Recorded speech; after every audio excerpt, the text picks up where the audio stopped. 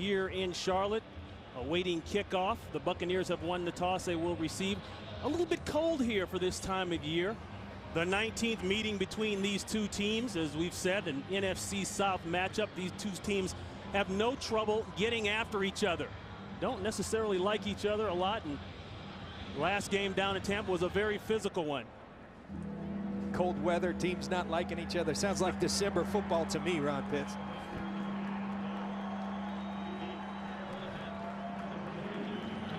So Carolina won the toss. They will receive. The Bucs will kick it away.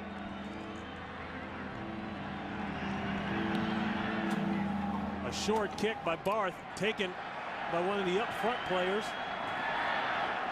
That's Jeff Schwartz, the backup offensive lineman, and he hammers it out literally to about the 37-yard line, and the Tampa Bay Buccaneer is hurt.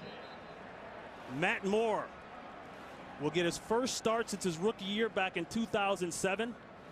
The last time he started was against the Bucs down in Tampa Bay, the season finale, and he came home with the win in that game. The 25-year-old out of Santa Clarita, California, and as I mentioned, an injured Buccaneer on the field. Can't quite see the other number there.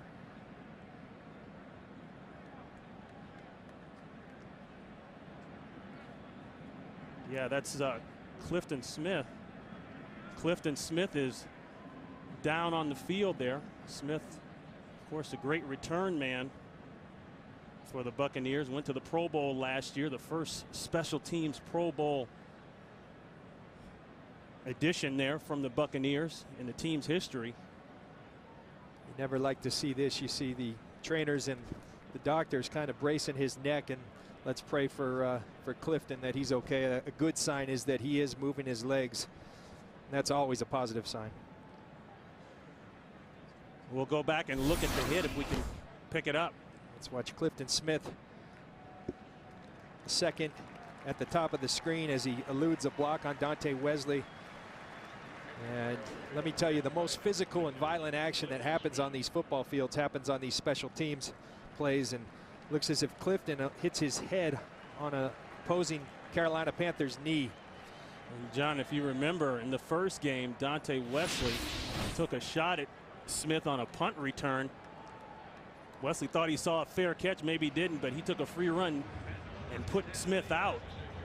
That started a bench brawl. Wesley was later suspended for one game as a result of the action. So Smith, thinking deja vu maybe all over again, but he's able to walk off the field. We'll try to get an update on him a little later on. So 1st and 10 for Matt Moore. They'll start off with Stewart in the run game. The Buccaneers have talked about having to be solid against the run because they've been gashed so much by the Buccaneers, or by the Panthers 1-2 punch. That's Barrett Ruud on the tackle, and up front for the Buccaneers, Wilkerson Sims, Chris Hovan, along with Styles G. White. And White has been playing very solid lately. Last week against Atlanta, 5 tackles, 2.5 sacks. The secondary, Elbert Mack will step in for the injured Aqib Talib, who's been hampered by a bad hamstring. No yards on the last play.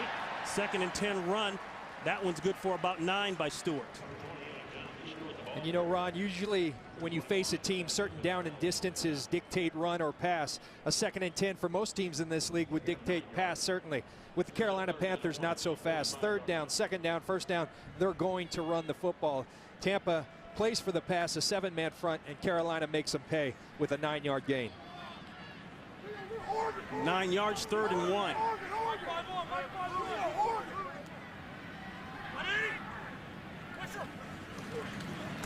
First pass of the day, a high one, but it's caught. Steve Smith, and a Panther 1st down. You know, and you said it, Ron, you've got a young quarterback making his 4th start of his career. If you're a receiver, help the young man out, and Steve Smith right off the bat, not the most accurate of throws, but Steve Smith goes up, concentrates, brings the ball in, and he helps his young quarterback get off to a good and confident start. Matt Moore told us I have to trust my eyes out there. They say he's not afraid to push the ball up the field. He'll pass it again, looking outside. 2nd play in a row, 2nd pass in a row. And that time, Muhsin Muhammad gets in on the action, covered by Rondé Barber, a pickup of 7. And get used to seeing this matchup all day. You see Rondé Barber on the old vet, Muhsin Muhammad. Raheem Morris told us that Rondé would track Muhsin all day. Elbert Mack on the other side will have Steve Smith with a lot of help from whoever the safety is. A lot of help on Steve Smith. Rondé one-on-one on Moose. Brings up a 2nd and short. Crack play outside by the receiver. There's Stewart. Stewart with a lane, and Stewart has a first down as he's down to the 30-yard line of the Buccaneers. A pickup of 11 yards, tackled by Elbert Mack. One of Jonathan Stewart's great attributes is that this guy is a powerful guy. He's 235 pounds. He keeps his feet moving at all times. He breaks a lot of tackles early on. He hits the pile, keeps the legs going, finds the seam, and makes the Buccaneers pay for it. Stewart, the 1st-round pick back in 2008, number 13 overall, as Steve Smith gets a shoe adjustment there. Stewart came into the league with a bad foot, actually had surgery on his foot by, coincidentally, the Panthers team doctor. So the Panthers felt like, well, we've got a pretty good idea of just how healthy this kid can be. We trust the doctor, trust the surgery, and it's turned out the way he's been able to work with Williams. They go to the draw. Stewart again, not a lot there. No yards on the play. Ryan Sims along with 3 other Bucs swarm. You mentioned the key word, swarm. You know, you talk to Barrett Ruud and these Buccaneers against the Carolina Panthers the last 2 times that they faced them. Barrett said 2 different things. Last year when we faced them and they ran all over us for 299, it was a lot of missed tackles. Earlier this year, it was a ton of missed fits in the run game. They weren't familiar with their new scheme under Jim Bates. Now they've gone back to the scheme that these guys are familiar with, the old Tampa 2. They feel much better about their gap integrity. This is Tyrell Sutton. Tyrell Sutton with some nice running inside the 20-yard line. That's the rookie free agent out of Northwestern. Tanar Jackson with the tackle, but a pickup of 11. So the run game working early, as is the passes, 2 passes by Matt Moore. Yeah, and you don't have D'Angelo Williams. John Stewart takes the lead, but somebody else was going to have to step in and take off some of the carries. Early on, it looks like it's Tyrell Sutton. This is a guy who's been everywhere for these guys. He played fullback early in the year when they were in a pinch. John Fox loves this young rookie from Northwestern. Wide open, Jeff King, the tight end. And King out of bounds at the 1-yard line. No, they'll mark him further back at about the 4 where he stepped out. Rondé Barber pushes him out. But Matt Moore marching the ball down the field. Watch Jeff King right here. He's going to run a simple out route, and it appears that Moose Muhammad, a little pick, shall we say, block on Tanar Jackson. Tanar Jackson's got to get to the flat there, and Matt Moore, a young, confident quarterback, he likes it early on.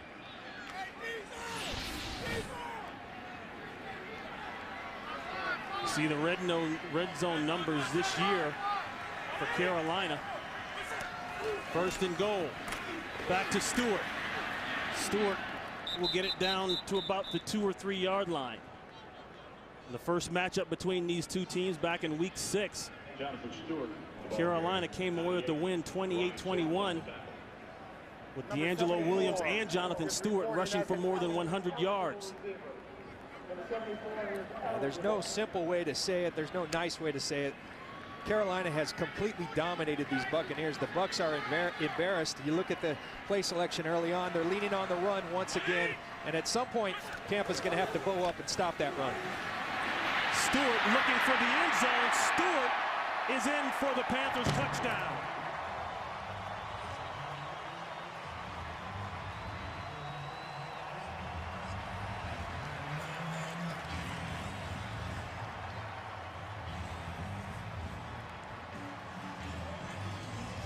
So Stewart, who had a bad Achilles all week long, didn't practice much, and Williams obviously didn't practice much. But it doesn't look like it here, the way they went right down the field. We talked to John Stewart this week, Jonathan Stewart, and we asked him the success against Tampa. What's going on? I mean, you just don't dominate an NFL team like that. He said, John, it starts up front. And a great job by that Carolina offensive line right off the bat, establishing that they want to continue to dominate this Buccaneers defense with the run. Casey with the extra point. 10 plays, 64 yards, capped off by the touchdown. And a look at the third best kick returner in the NFL, Smith, out with a concussion. And John, that seems to be the injury of the year. So much has been said from the league. Commissioner Roger Goodell this past week sent down new guidelines on how teams should handle concussions, and yet we see another one. Yeah, you know, and you're seeing the impact, I think, of Roger Goodell's message and the new guidelines. I mean, they've already ruled them out. You would have never have seen that in the past. I mean, guys were never ruled out. You always had a chance to come back and play. Reese Lloyd kicks it away to Straughter. Straughter will take the place of Smith, and he's still going. Was not called down. Impressive drive by Matt Moore, 3 for 3, 29 yards. It really set up the run, which later led to the touchdown. So 1st and 10, a little trickery here by the Buccaneers. Josh Freeman at the controls at quarterback. 8-man front showing for Carolina. A hit, a throw, incomplete. The safety came down, that's Chris Harris, and got a pop on Freeman. Freeman with his 5th career start, statistically had his best game as a pro last week versus Atlanta, even though they lost. 2 touchdowns, a 118.5 passer rating, no interceptions. He's thrown a touchdown pass in each of his first 4 starts. We're starting to get the run game going a little bit. They will rotate. You'll see Ward and Cadillac Williams in there. 2nd and 10. Pressure, throw wide open. That's Maurice Stovall, and Stovall inside the 50-yard line, out at the 44-yard line. Well, Michael Clayton's out, Maurice Stovall in, and right away he is announcing his presence. He seemed to have had a good chemistry with the young quarterback Josh Freeman. Josh Freeman seems to look to him. Maurice Stovall delivers early on here at Carolina. Pickup of 26 yards.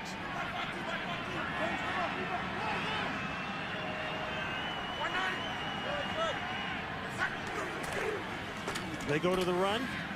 That's Williams. Williams stops shy of the 40-yard line. 2nd and 8.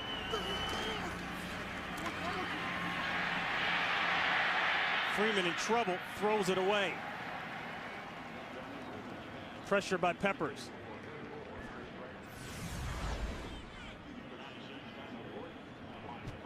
And a Carolina defense, Brayton Peppers.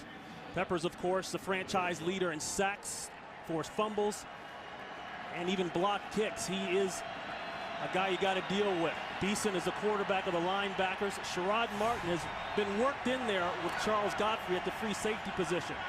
You'll see a lot of Charles Godfrey out there today. Excuse me, Ron. 3rd down and 8.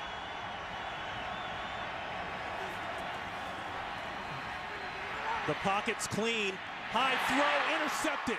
That's Godfrey. And Godfrey goes down at the 30-yard line. Early turnover here for the Buccaneers. So Carolina, a team that's allowed the most points off turnovers in the NFL at 98. They switch it around here and get one for a change. Yeah, and it's Charles Godfrey.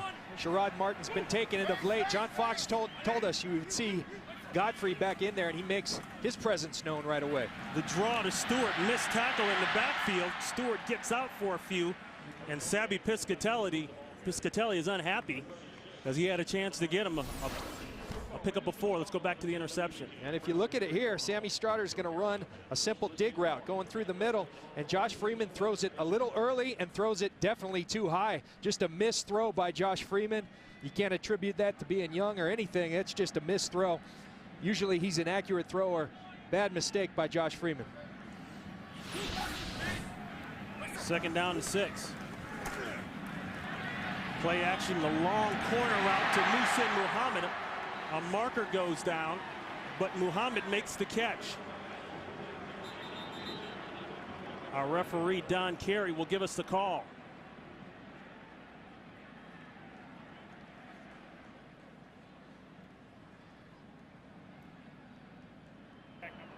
Illegal contact. Defense. Number 20. That penalty is declined. Result of the play, first down. That's Barber. And you know, Ron, I think it's really important. As I studied these Carolina Panthers, everybody, the opposing defenses, have given so much attention to Steve Smith. What do you have to do then? You got to go to Moose Muhammad and Jeff King and Dante Rosario and the other tight ends. Early on, Matt Moore is starting to go to Moose Muhammad. He had the big 15-yard reception to Jeff King. He's utilizing the other people.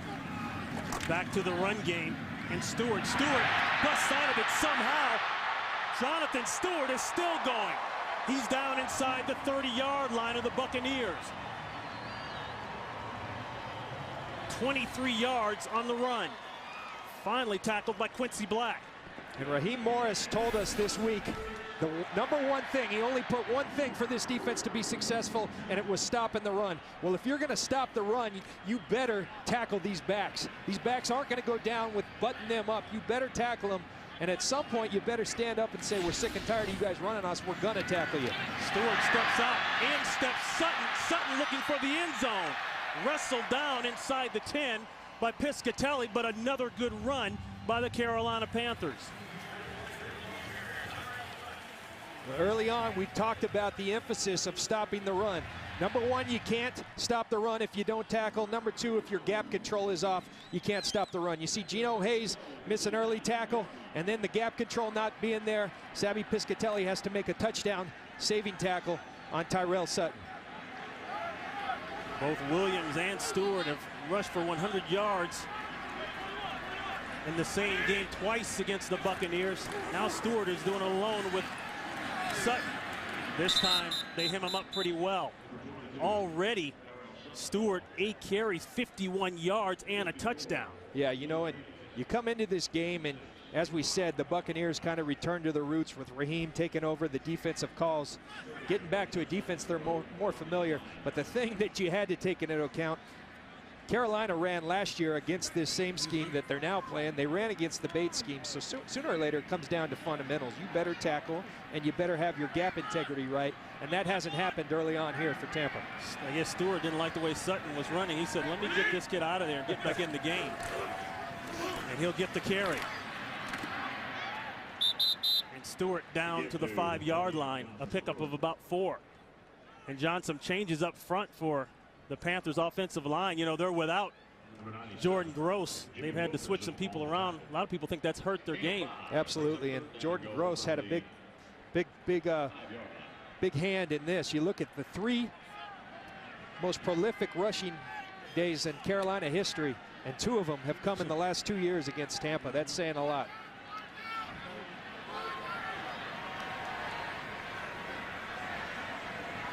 Third and goal. Muhammad in short motion. Going up the field for Smith. Tried to go to the corner. It wasn't there. And that'll bring on John Casey. And they'll try to come away with at least 3 on this drive. And Matt Moore is going to want this throw back. Steve Smith with a terrific release up top here on Elbert Mack. He's wide open. He leaves Elbert Mack thinking slant. He's got all the room in the world, and Matt Moore just misses that throw. Again, Matt Moore is going to kick himself for that one, and Steve Smith saying, come on, buddy. I helped you out early. Help me out. John Casey, the longest tenured Carolina Panther, going for a milestone here. 1 field goal, and he'll reach the 400 mark for his career. It's clean, no flags. Straughter, he took one back. 97 yards in the first matchup down in Tampa Bay. A vicious hit at the 22-yard line as Straughter gets it out to the 32-yard line. And Ronnie, you said welcome to the NFL, Rick. Watch Sherrod Martin right here. And if you're at home, the young kids, keep your head up. That's how you get hurt, and that's how you get blasted. Chris Presley and John Gilmore doing their job for Tampa Bay's special teams. Kickoff coverage, it's only for those, not for those faint of heart. Yeah, right, not for the meek. Play is stopped. False start. Offense, number 65. 5-yard penalty. It remains first down. Sherrod Martin, second-round pick out of Troy. He's the one that got hit. Penalty there going against Trueblood. And if you're the Tampa Bay Buccaneers, Ron, one thing they've struggled with is just establishing a rhythm as an offense. Now, one of the good qualities that bodes well for him here, Josh Freeman, the one thing I've picked up on, he has a great ability to bounce back from mistakes. He doesn't get flustered, so throwing an interception's not a problem. A lot of guys go in the tank, he won't. They'll keep it safe, they go to the draw. That's Williams.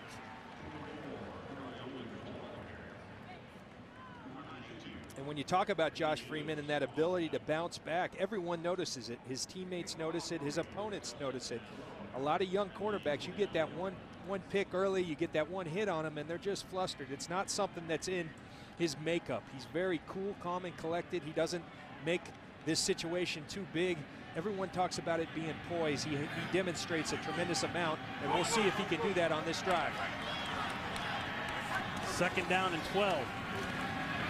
Out of the pocket being chased, Lewis, and he kind of shovels that one away. Damian Lewis was coming full speed ahead, and I think Freeman knew it. There's no foul for intentional grounding. The quarterback was out of the pocket, and the ball got back to the line of scrimmage. You watch Damian Lewis up top chasing Josh Freeman, and Josh Freeman does the smart thing. You're being chased by a big 300-plus pound man with some wheels. Throw it away and live to see another down. But these 3rd and long situations are exactly what Raheem Morris said they had to stay out of. They've been doing too much of it. And what happens? 3rd and 9 earlier, first drive interception. You got to stay out of these down and distances.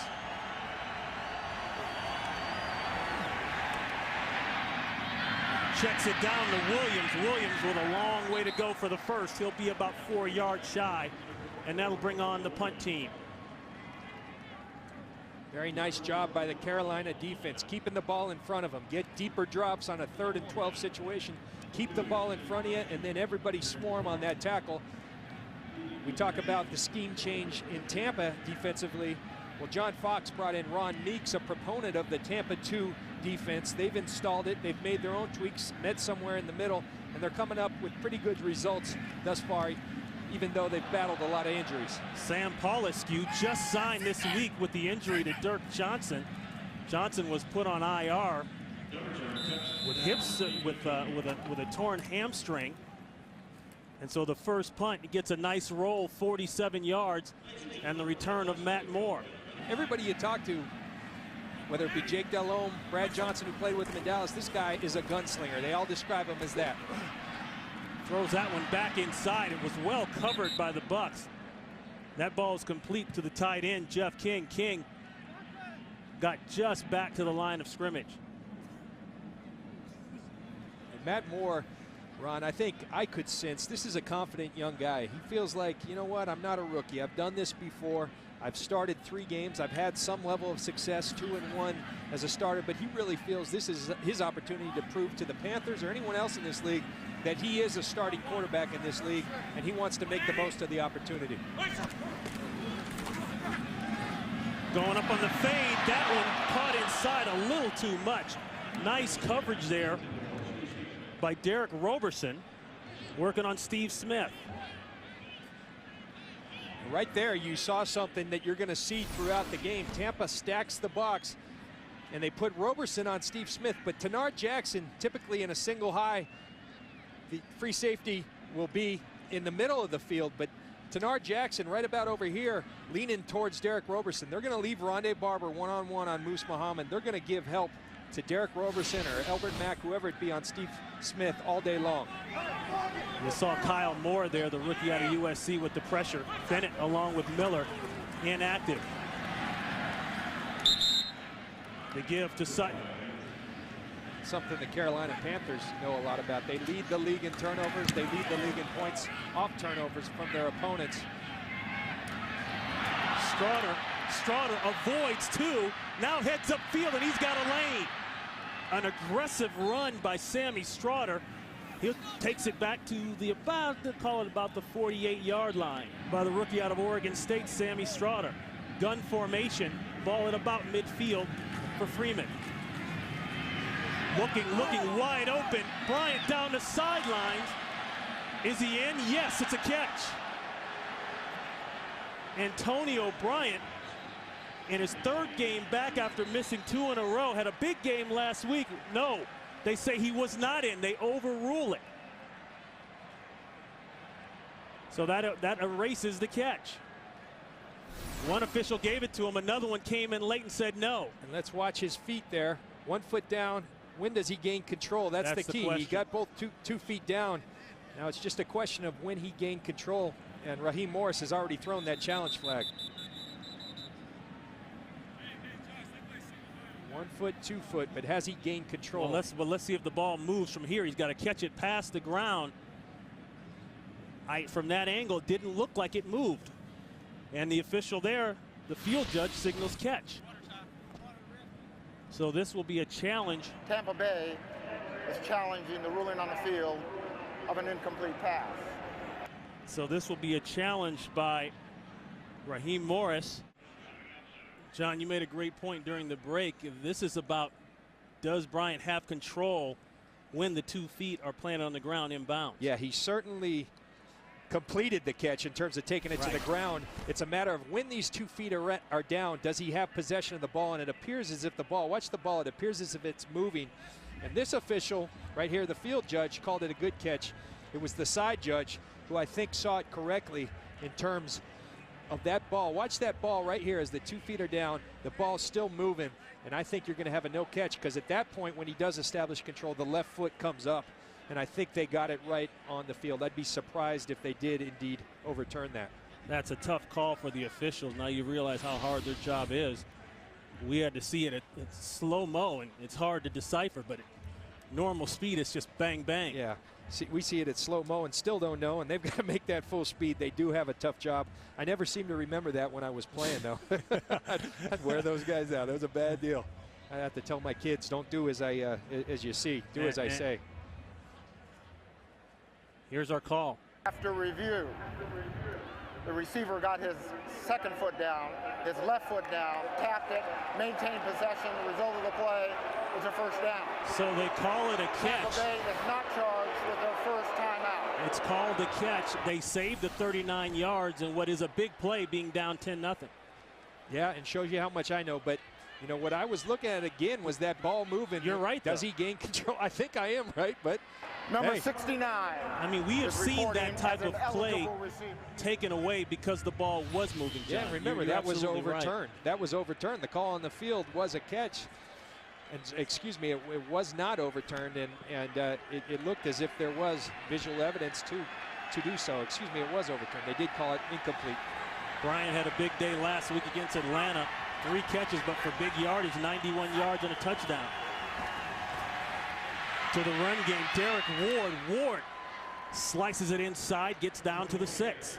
Beeson along with Harris on the tackle. A pickup of 6 yards. And one of the things Raheem Morris talked about, they're finding their identity as a running football team as well. They went to the zone scheme early in the year. Jeff Jagodinski brought that scheme. I never thought it fit what they had up front. They've started to go back to the power, and Raheem says it's as much about their young fullback, Chris Presley, that they picked up off the practice squad from Cincinnati. Ron Pitts, John Lynch, we start the second quarter here in Carolina. Crucial play right there. The ball moving, not moving. That was fortunate for Tampa Bay. They need that momentum. They need to get the ball in the end zone here down 10-0. Yeah, fortunate for sure. But Antonio Bryant, he asked for the ball. He's finally healthy. Josh Freeman said, I like him asking for the ball. I need to get it to him more, and it's paying dividends early on. Ask for the ball more. If you're gonna catch it like that, keep asking for it, Antonio. 2nd and 3. The give to Ward. Ward had a hole for a second, plugged up quickly. Hollis Thomas, big Hollis Thomas, listed at 340 on your flip sheet, but I don't know. You want to go with that? I'm not touching it. We just had Thanksgiving. You know, Hollis ate a lot of turkey. At 325 is very generous, I think. And I think Hollis would tell you that. Big Hollis has been in the league 14 years out of Northern Illinois. There to stop up that middle. Remember Tampa, the number 2 red zone team in the NFL behind Arizona. The only problem, they haven't been down here much. When they have, they've been very good. 3rd and 1. Presley, the rookie free agent out of Wisconsin, is stacked up. Julius Peppers, who said Pep couldn't play the run?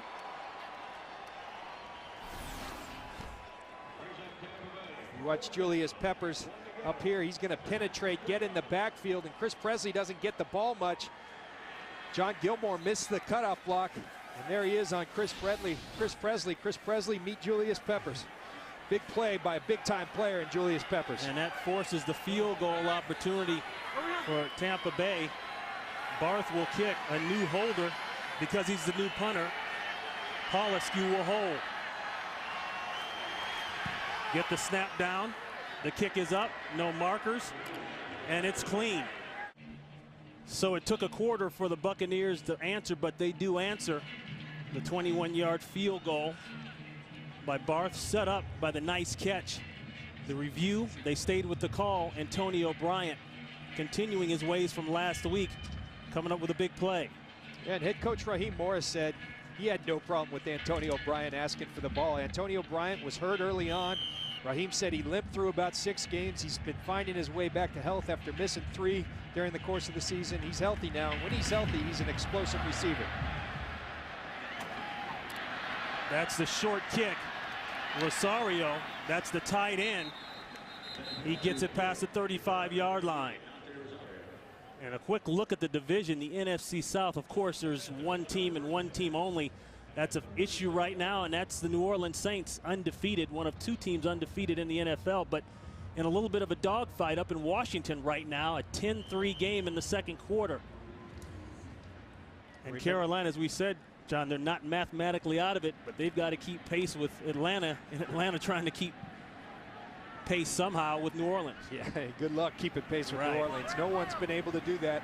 The New England Patriots found that out Monday night. Play action pass. Moore with time, letting it go down the field, looking for Muhammad, and it's incomplete. Rondé Barber running step for step with Muhsin Muhammad. You know, but I think everybody likes that about Matt Moore, the fact that he's not afraid to attack. He said, John, I was brought up to attack Moose Muhammad right here going one-on-one. We told you Rondé Barber would be on him all day, and Rondé Barber does a great job of locating the football, not panicking, and making the play, but just the fact that you're testing him downfield. I watched film and I couldn't see Jake Delhomme go to Moose Muhammad one time down the field. That opens up things, and it makes the safety not so sure about favoring Steve Smith's side. Stewart with a nice cut, and Jonathan Stewart is out the gate. Runs a man over inside the 40-yard line. Another huge pickup, and Stewart will be close to the 100-yard mark. And you keep talking about it, but it always comes down to tackling and gap integrity. The gap integrity was fine right there. Another missed tackle. Watch Rondé Barber. They're going to crack. Rondé Barber one-on-one on Jonathan Stewart. Not an easy task, but you got to make the tackle. Rondé knows that. Rondé expects him. And the Tampa Bay Buccaneers, I don't care what scheme they're playing, until they start tackling, they will not stop this Carolina rushing attack. Kedrick Vincent came around the corner with a nice block, and that was Tanard Jackson. They got a face full of Stewart at the end of the play. A marker's down. We'll check the call.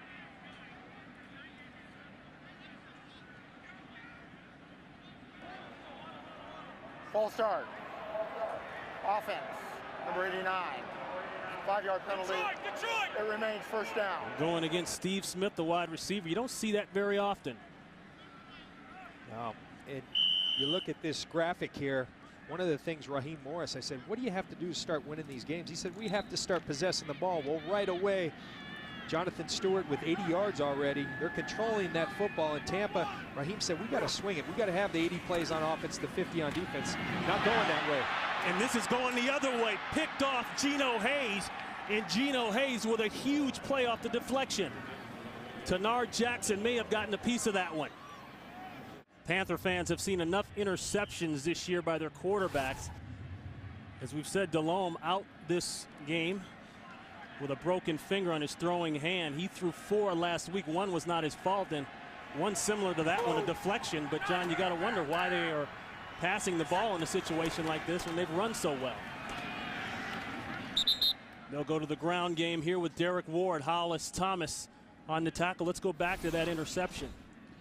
You see little combo coverage right here between Tanard Jackson and Derek Roberson. Tanard Jackson going to go out to the flat, and a very instinctive player makes a great break, deflects the football. Geno Hayes really a beneficiary of this scheme change. He really fits with what they're doing. He's playing that Derek Brooks position, and how many times did you see Derek Brooks come up with big-time interceptions. Geno Hayes really playing good football the last couple of weeks, and a nice play by Tanar Jackson. First interception of the career for Geno Hayes. Good field position, a wide open man. The heater inside Bryant, and Bryant takes the ball down to the 20-yard line. If you ever question whether or not Josh Freeman could let it go, you won't question it anymore. Yeah, I think you could hear it up here, the little whew. I mean, when this guy throws the football, he throws it hard. It's one of the intangibles that he has. Now, you talk about Carolina, you talked about them leading the league in turnovers coming in. They've also given up the most points, 98 points coming into today off turnovers, the most in the NFL. That has been their Achilles heel as a football team. First down, they throw again to Bryant. That time he's taken down quickly. A late marker goes down. Everett Brown, the second-round pick out of Florida State. But we've got a late flag.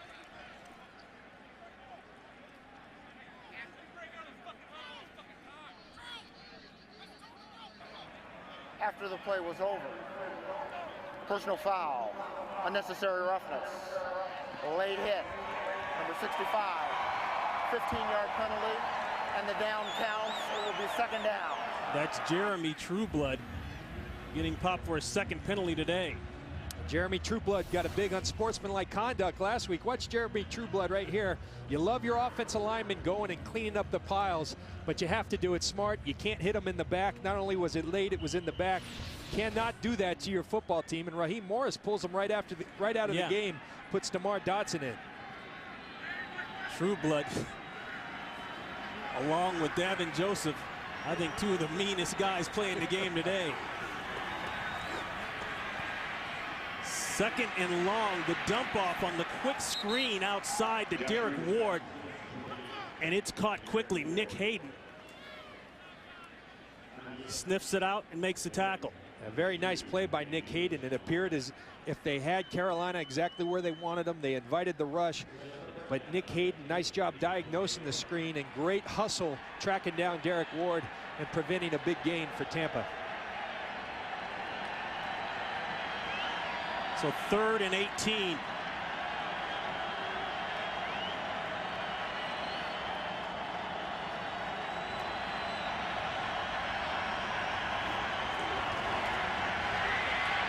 Looking for Winslow, and it's incomplete. Charles Godfrey may have gotten a hand on it at the last second. 46-yard attempt by Barth. Tough snap, struggled with the hold. They got it up, and it's through. Boy, some extracurricular going on. You know, that's just good football right there, Ronnie. That last play by Charles Godfrey. If you ask the Buccaneers a one-on-one, Kellen Winslow on Charles Godfrey, they'd take it all day. Carolina brings the pressure. Josh Freeman puts an absolutely beautiful ball, but watch this. Charles Godfrey with that left hand, textbook defensive back play. If you're a young kid playing defensive back at home, don't panic when the ball's in the air. Read the guy's hands, and when the hands come up, your hand comes up. Beautiful play by Charles Godfrey. The play is never over until he catches the ball. Sutton taken down at the 26-yard line.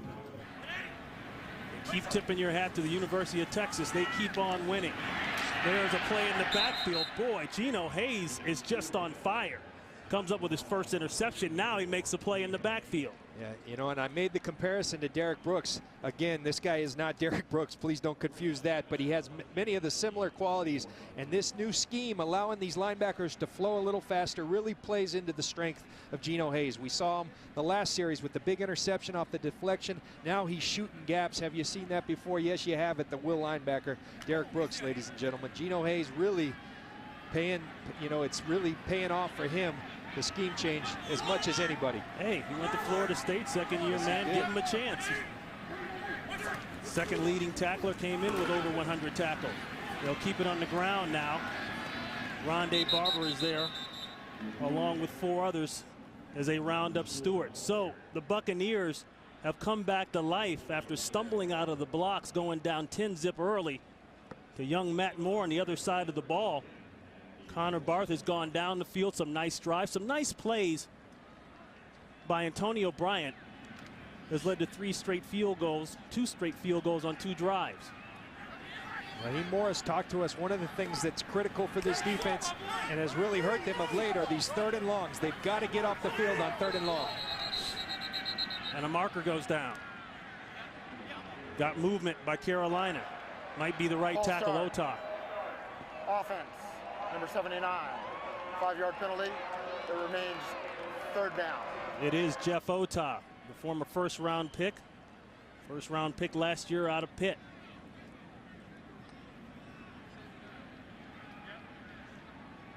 You know, when you get in these 3rd and long situations, we saw Carolina on the 3rd down where Godfrey broke up the ball. They brought the pressure. Tampa has a tendency to lay back. We'll see if they can keep the ball in front of them and get off the field here.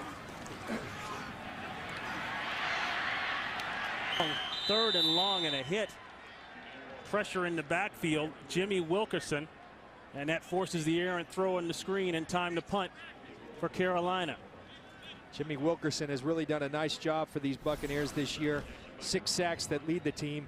Watch Chris Hovan right here, though. This is a screen to Tyrell Sutton. I think he sniffs it out, gets a little bump on an old vet move by Chris Hovan.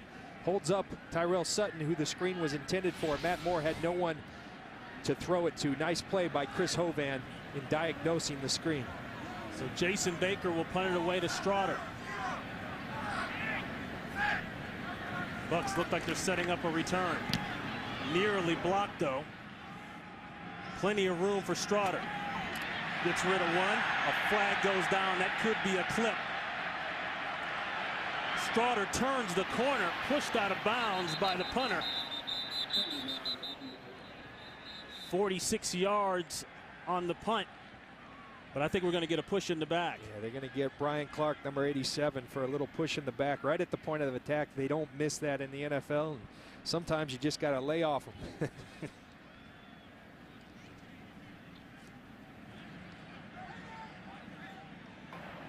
During the return, block in the back, return team, 10-yard penalty.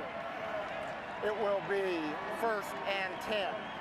John Fox in his 8th year as head coach with the Carolina Panthers, the winningest coach in franchise history. Took the team to their only Super Bowl appearance, but he's done some damage in the playoffs. Of course, now coming off of last year, the disappointment in the playoffs after going 12-4, and then the start this year with the quarterback problems. And John is upfront about it. Said, hey, our quarterback hasn't played well, talking about Delhomme, but he's not alone. We've had a lot of people not play well that have helped. To give to Williams. And you talk about John Fox, you're talking about an excellent football coach. I've competed against this guy. His teams are always ready. As we talked about, they're always physical. They're always prepared. A lot of talk. The Carolina Panthers struggling at 4-7. The future of John Fox. But let me tell you something. This man can coach some football, and somebody else would be happy to have him if Carolina decides to do something. An article in the Charlotte Observer this morning keeps mentioning the possibility of John Fox leaving, and other names like Bill Cowher, a resident of the Carolinas. His name might possibly be in that hat of guys that could possibly come in here. Marker on the play. Encroachment. Defense, number 92. 5-yard penalty. It remains 2nd down. That's Damian Lewis. But you know, John, whenever people start to talk about switching a coach, especially a coach that's had success, the first thing I say is, are you sure you got something better? Yeah, be careful what you wish for. And, you know, Ron, I think the thing that really hits me when I think of John Fox and these Carolina Panthers, he's had all this success with, in my mind, really 2 franchise players, Julius Peppers and Steve Smith. Other than that, a lot of good football players, but with limited talent, he's had an incredible amount of success.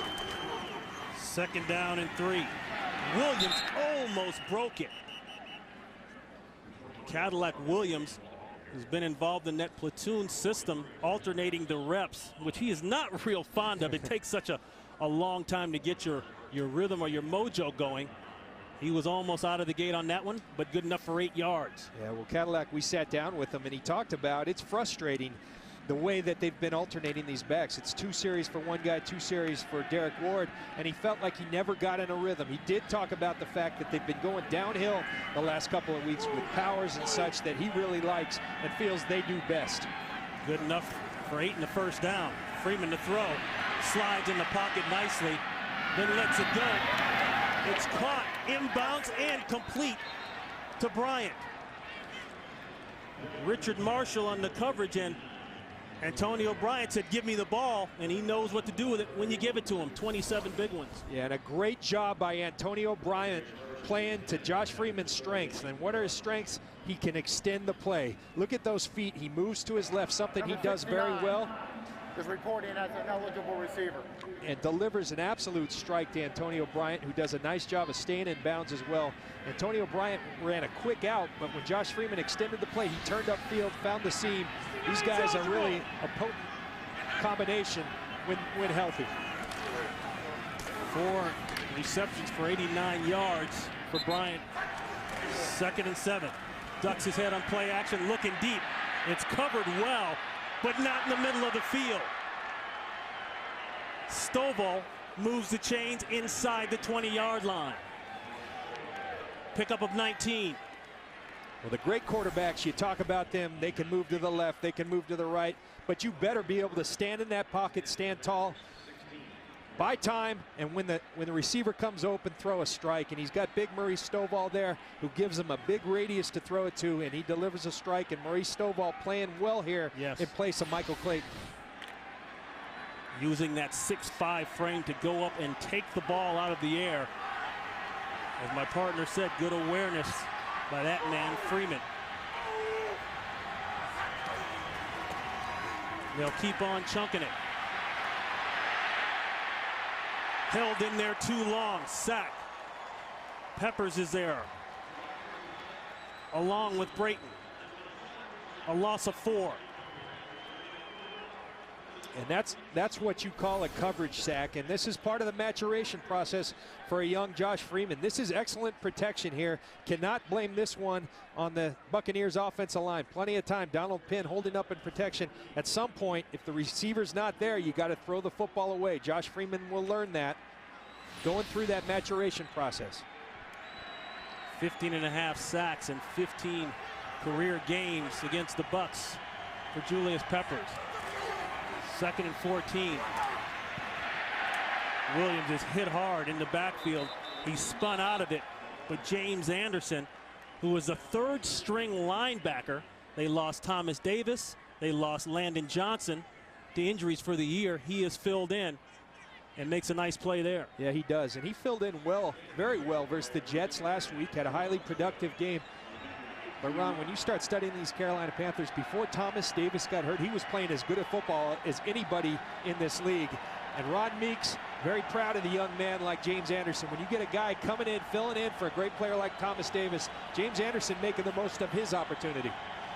Antonio Bryant up top. Stovall in motion at the bottom of your screen.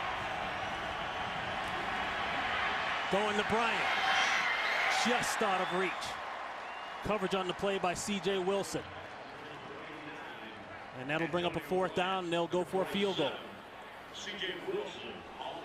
And a good decision by Josh Freeman right there. You've got Antonio Bryant, your number 1 on the 3rd corner. C.J. Wilson for Carolina. A little bit of a better football. You would have had a touchdown right there, but good decision. You aren't going to hit them all. Good decision by Josh Freeman. 2 on the day for Connor Barth. This will be from 36 yards out.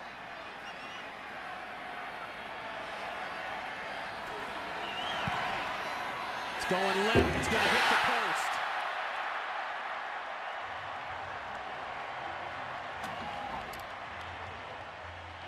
In pregame warm-up, I think he hit that left post, left upright at least twice. And he hits it here.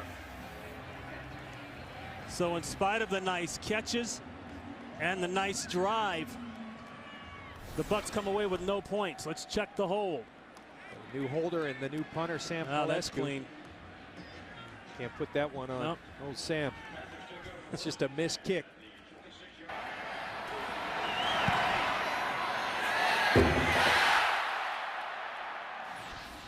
That's not music to a kicker's ears. Nor the special teams coach. Back to the ground game, and Jonathan Stewart. Styles White on the tackle. Approaching the 2-minute warning here. The Buccaneers have come back, gotten back into this game after spotting Carolina 10 points it looked as though Carolina, after the 10-point lead, got away from the run game, which had worked so well. Jonathan Stewart came out running the football. He's got 12 carries for 80 yards. Yeah, you know, and I bet John Fox was on that phone with Jeff Davidson saying, continue to run the football. And they'll keep on throwing it. And Stewart hurdles a man, and he's wrestled out of bounds about 2 yards shy of the first down. We're looking at a 3rd and 2. And last week in their loss to the Jets, 3rd down situations, 3rd and long especially, Carolina was running the ball pretty well early. Yeah, I turned on that tape, and 3rd and 17, they run it, they convert it. 3rd and 10, the next series, they run it, they convert it. They run the ball on 3rd down.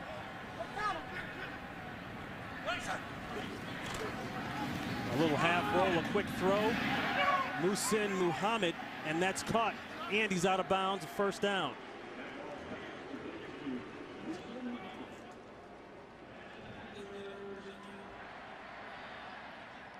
We talked earlier about Matt Moore needing to involve Muhsin Muhammad in the offense, and Matt Moore has done that. Muhsin Muhammad now with 3 catches already here today. Pressure backside. That's Styles White. And he's able to force error and throw, and Moore says, nice job. Yeah, you know, and they've been looking for the pass rush around here for a long time in Tampa, and Styles White is starting to deliver. 2.5 sacks versus Atlanta last week. He's consistently been beating his man on one-on-one situations, and that's what great pass rushers do. I don't know if you can call him a great pass rusher, but he's been rushing great the last couple of weeks. 3 timeouts for both teams. 1:48 here before the half.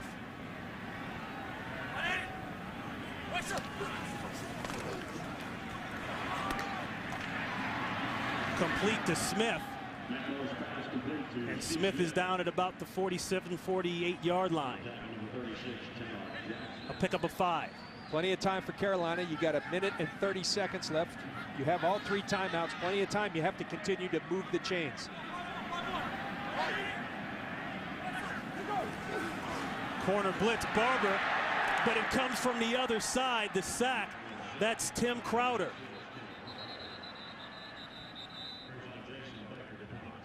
Crowder credited with a 1.5 sacks last week against Atlanta.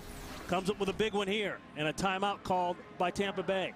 Tim Crowder's really been a nice addition. As you mentioned, Rondé Barber coming off the corner, but Crowder up here gonna beat his man, coming free, and he delivers on the sack. Tim Crowder, a nice addition early in the season from Denver. He's a young man I played with out in Denver, was a 2nd-round pick of the Denver Broncos, and really fell victim to them converting over to the 3-4 system. Wasn't a fit there, and they're really happy that they picked up this young man. Good football player from the University of Texas, Tim Crowder. His 3.5 sacks on the year. Cut by Denver September 7th, signed here by the Bucks, the 14th. Forces the 4th down and the punt by Carolina. So with 2 timeouts left, Tampa Bay will get the ball back and a chance to score with 1:17 to play here in the first half.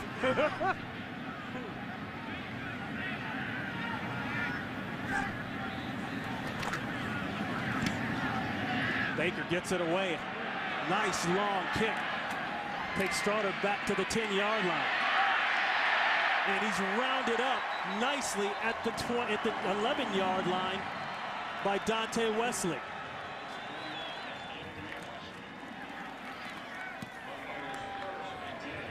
Remember, Ron, a lot of controversy in that game 1 earlier this year between Carolina and Tampa as Dante Wesley took out Clifton Smith. But Dante Wesley apologized to Clifton Smith. He's happy to be back and playing and having that behind him and making plays out here today. I think it's important for Tampa that Raheem Morris, you have this young quarterback, you have to trust in him now.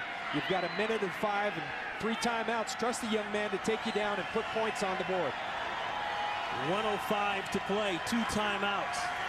We'll have to go on a long drive. Checks it down. Williams out to the 15. Clock running. This is something Raheem Morris said. They've gone back to doing the 2-minute drill every Friday like old school football used to do, because they want to put Josh in as many as 2-minute situations as they can. 2nd and 5. Stovall, and Stovall will have the first down. He's out to the 24-yard line. And a second timeout called by Tampa Bay. They've got one left. So thus far, how would you assess Freeman's play? You know, I think Freeman has shown us what he's shown us throughout his 4 starts, and that he's got tremendous ability and the ability to make plays downfield. They brought Antonio Bryant back into the offense, which has been a huge plus, but you've got to turn those into touchdowns. Right now they're leaving points out there. They missed the field goal. Kicking field goals at some point, to win football games in this league, you've got to put touchdowns on the board. And he'll have to go on a drive here, as I just said. With 1 timeout left, he's been efficient, but this is where it counts. Can you put it in for 6? Yeah, and these 2-minute drills already here, we saw them start it with 1:04 on the clock. They're down to 33 seconds, not moving too quick. They got to speed it up and start to get the ball downfield.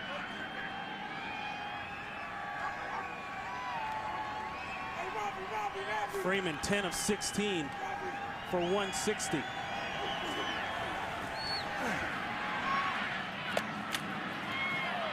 The throw, the catch. Straughter will have the first down. He'll have to clock this one, and does.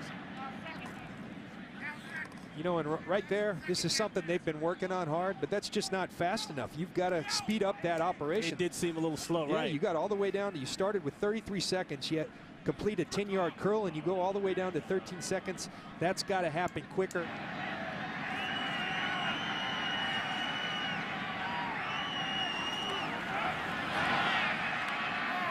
Going up the sidelines, it's up in the air, and almost caught twice. Bryant almost came down with it.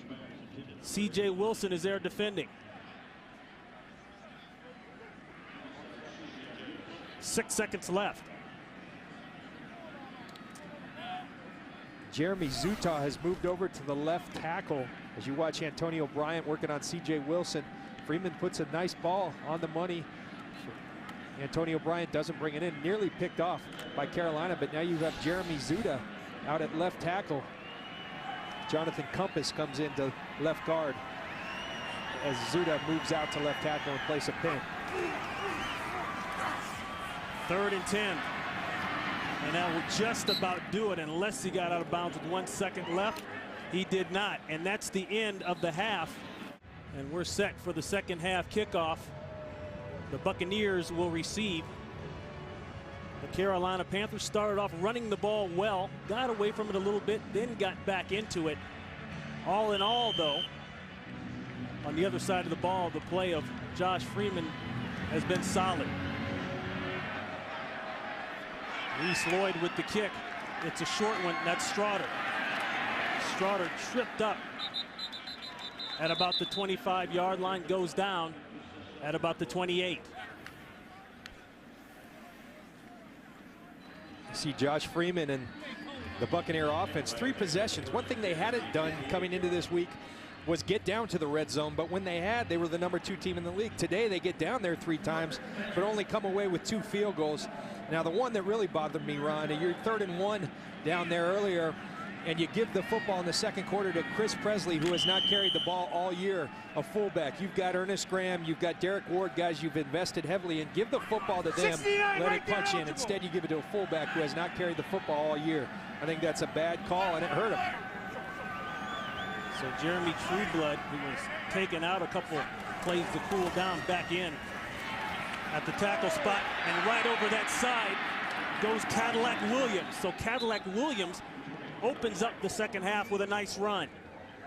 You know, a lot of talk when people talking about Tampa that they run the football well, they just don't do it enough. John Beeson, in fact, the great middle linebacker for Carolina, said, personally, I think they should run the ball better, more so. They do so well every time they play us. They just seemingly get away from it. Early on, Raheem Morris, Greg Olsen come out with that run to Cadillac Williams. And Cadillac, what a story. 2 patella tendons blown out. People thought he'd never play again, and he's playing at a high level. The Bucs need to feed him. Buccaneers on that last play bringing in DeMar Dotson, an extra offensive lineman to help out on the run. And this is Freeman. Freeman doesn't go down feet first. He puts his head down, gets up, pumps his fist. The official fixes his shirt, and it's a big play. You know, Ron, normally I would say you got to learn to slide as a quarterback, but when you're 6'6", 250 pounds, go ahead, young man, keep running. You know, those hits, John Beeson can deliver it, but Josh Freeman got up kind of fired up. You know, he told us he never played quarterback until the 8th grade when the starting quarterback punched his brother and broke his hand. He got his opportunity. He loved playing tight end, fullback, even safety. He's a football player. It's a 20-yard run. They'll go back to Williams in the run. He's hit by Damian Lewis. Cadillac Williams, you know, a running back, 2007, ruptured his patella tendon right here in Carolina. Ruptured the patella tendon and the PCL, major injury. We talked to him. He said, Cadillac, was there ever any doubt? And he said, of course there was. You know, I was an athlete sitting down on my couch, couldn't move it. Last year, 2008, at home against Oakland, pulls the other patella tendon off the bone. Remarkable story that he's even back on the field and playing at a high level, even more remarkable.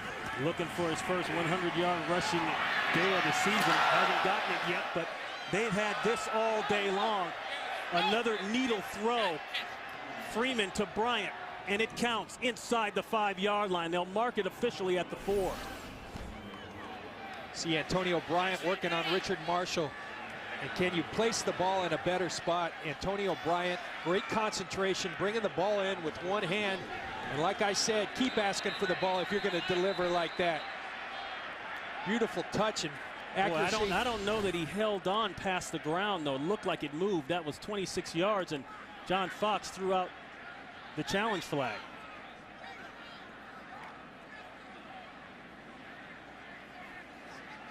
Antonio Bryant, big topic of conversation as we listen to Don Carey. Challenging the ruling on the field of a completed pass. So John Fox threw it out. They will challenge. Boy, another tight call. A perfect throw by Josh Freeman.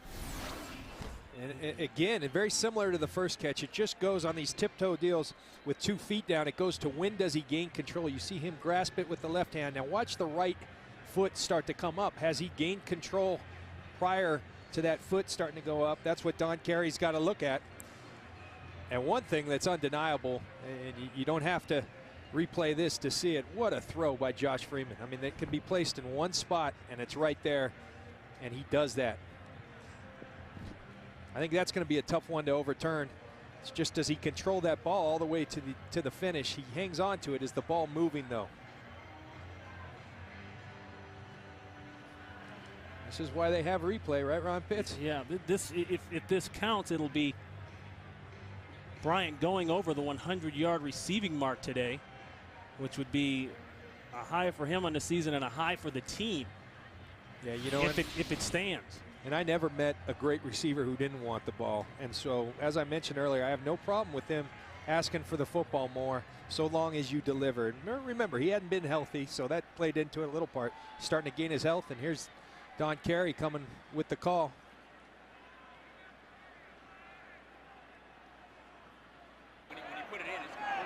After review, the ruling on the field stands. Carolina is charged with their first timeout. So Carolina will lose on the challenge. They'll lose a timeout. The call on the field stands. And here Bryant you are, goes over the 100-yard mark. Excuse me, having a great day, and here you are, Ron. You're down in that red zone again. You got to put touchdowns on the board. Enough with the field goals. You have to put a touchdown. I think the way you trust Cadillac Williams, you pound the ball a couple times, and then maybe you get one-on-one with Kellen Winslow and try to feed him as well. Or you got Antonio Bryant wearing these DBs out. Stoppage of play.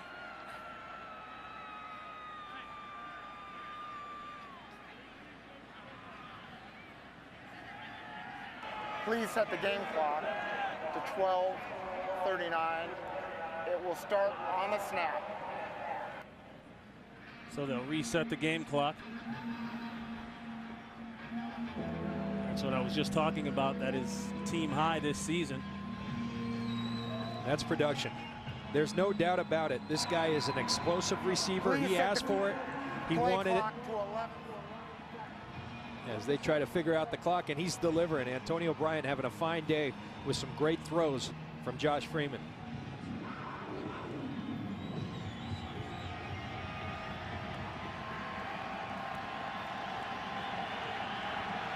First and goal. Williams and Presley in the backfield. Play action. Intercepted. Huge mistake. Beeson. And Beeson is still moving. Beeson out to the 18-yard line. His second interception of the season, and it couldn't have come at a better time. So the former first-round pick out of Miramar, Florida, John Beeson, who said he wanted to play a little closer to the line of scrimmage. I don't think he minded being back from the line of scrimmage on that play. No, he was back from the line of scrimmage. John Beeson, an excellent football player, having an excellent year, reading Josh Freeman's eyes. I don't think Josh Freeman ever saw him right there. 6th career interception for Beeson, and a bounce out by Stewart. Stewart lowers his shoulder. He's got enough for a first down. Another big run. You look at the interception. They're going to try to isolate Antonio Bryant, who's been hot. I think, as I said, they should have run the football to Cadillac. Instead, they try to fake the Cadillac and go to, and you know, really double coverage to be certain. And Beeson spying, just not a smart decision by Josh Freeman. He's played a wonderful game, but you know, those again are things that a young quarterback has to go through, and just a bad decision, bad throw by Josh Freeman. Great play by John Beeson. 11 yards on the run by Stewart. They'll go back to him. Nothing doing on that play. Styles White is right there. No yards on the play. And Raheem Morris, he said he wanted his team to be more aggressive, a little nastier defensively. Going to the change defensively might help that naturally, John, but he instituted a little self-discipline of his own this week in practice. If guys jumped off sides, he made them run laps, and Styles was one of the guys that had to run laps this week. Yeah, Styles slowly completed his lap, and Raheem wasn't too happy about that. Another breakout for Stewart. Stewart about 2 yards shy of the first down. Stewart over the 100-yard mark on that last run. There's a first down on the catch by Dante Rosario. Rosario with 4 catches last week against the Jets for 62 yards. Moves the chains on that one. But Stewart, really the story of the day. That's his second 100-yard game of the season. Went over the 100-yard mark week 6. Guess what? Against Tampa Bay. And there he is talking to his buddy D'Angelo Williams, who's not suited up today. But when you run the ball effectively, Ron, you set up those 3rd and 2s, which are easy to convert. Play action, and then opens this kind of stuff up. But good coverage down the field by the secondary. The comeback throw is there to Rosario, 2 in a row. But that's just great ad lib by Rosario because the secondary had it covered. Yeah, really good coverage downfield, and Matt Moore does a nice job of ad-libbing, buying himself some time. Dante Rosario on the same page as Matt Moore, comes back, helps him out. Nice execution by the Carolina Panthers.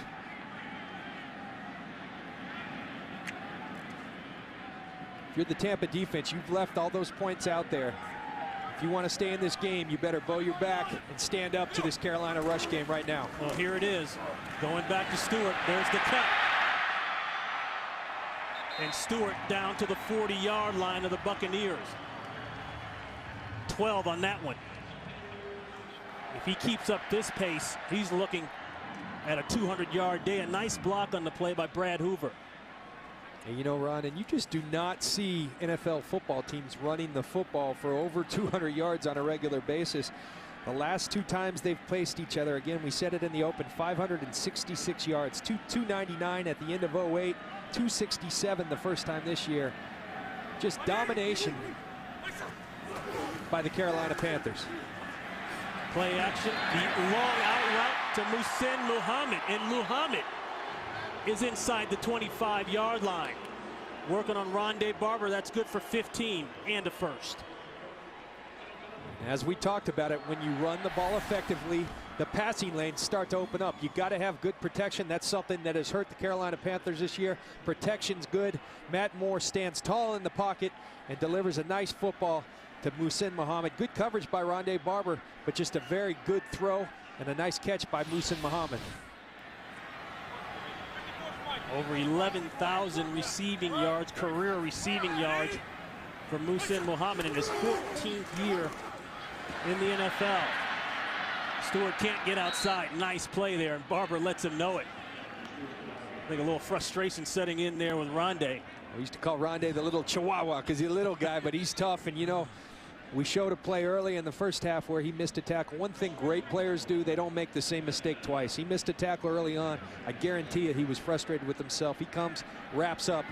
Yep. One of the best young one of the best, he's not young anymore, one of the best tacklers in the NFL at the cornerback position. Has been for a long time. A loss of one at 34 years old. He's in his 13th year. Still doing it well. 2nd and 11. Sutton hit hard. 3rd down and 10. Again to Sutton, and again, not a lot with Sutton. And the Bluebirds are out here in Carolina. They didn't like the play call. 2 runs in a row to Sutton. You take Stewart off the field, and that's going to force a medium-range field goal attempt by Casey. And as you said, the Bluebirds were out, but this is a Carolina football team that runs the football on 3rd down more than anybody in the NFL. 38% of the time on 3rd down, they run the football, so that's not breaking from what they normally do. 9-6 back here, too. John Fox playing the percentages, trying to put points on the board. We're good here, guys. 40 Good yards job. out for Casey. He's 3 for 4 on the season from this distance. Gets it up. It's clean. No markers. So the Carolina Panthers with the lead 13-6. Red zone woes continuing for this game. For Tampa Bay, 4 trips in the red zone, 6 points. That's not good enough. That's why you're 1-10. You know, they've been successful down in the red zone earlier this year. Now they're down there and they just aren't putting it in. You got to put the football in the end zone. Graham touched it, batted it down. Straughter is able to pick it up and try to get something out of it. He gets it out to the 27. A look at the Buccaneers offensive leaders. Freeman fairly solid. He got the 2 interceptions, the 1 interception not solid. That's a force down by the goal line. The cutback play nicely done by Derek Ward. Ward brought in as a free agent from the Giants this past year, splitting time with Cadillac Williams. He gets his first nice run of the day, 18 yards. You know, we've talked about Cadillac and Derek, I think both frustrated on the way they've been rotating 2 series here, 2 series there. You know, they need to feel like they're getting a rhythm, but nice execution right there. They'll stick with Ward in the backfield. He tries to protect and gets run by. Chris Harris came down from the safety spot and ran through the outside shoulder and just got a piece of that ball before Freeman could get rid of it. And Derek Ward came with the nice run, but he needs to do a better job of being more stout. Chris Harris, nice job on the rush. And you just see how big Josh Freeman is. Chris Harris is ripping at his arm, and it's almost as if he's not there. He was able to get the ball. A lot of times that would have been a strip fumble. Harris, the quarterback of the secondary and the defense in many ways. Go back to the run. Ward puts a hand out trying to move the pile. Just got past the original line of scrimmage. A pickup of 2. Dan Connor, backup linebacker on the tackle as you look at Freeman under pressure. And they've really done a fairly nice job. Only sacked 1 time, hurried 11 times. They've done a nice job of protecting him. Again, they're moving the ball fine. It just comes down to you have to be able to punch the ball in the end zone. I think a lot of that goes back to the run game. You better be able to run the football in the red zone to be effective. Last time they didn't try to. They tried to throw it. Look at Greg Olson, the offensive coordinator. Named offensive coordinator just before the start of the season. 3rd and 8. Dangerous throw. The Bucs sidelines once An interference, they're not going to get it. C.J. Wilson working on Clark, and that'll bring on the punt team for Tampa Bay. See the replay. Ryan Clark there. But look at in here. Kellen Winslow one-on-one on a James Anderson, a Will linebacker. You like that matchup. Kellen Winslow still without a catch. I think that's a big story in this game. He's getting the one-on-ones, hasn't won them as of yet. So Pauluscu will punt it away. Chris Gamble back deep. Not a great punt. Fumble. A marker goes down, but one official says buck ball. You saw Gamble have to run up for that ball.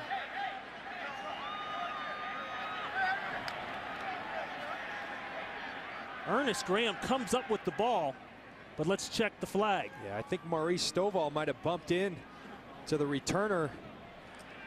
We'll see if they call that. You cannot make contact with the returner. You can, it's no college, there's no halo, but you cannot make contact. As you see the officials discussing it.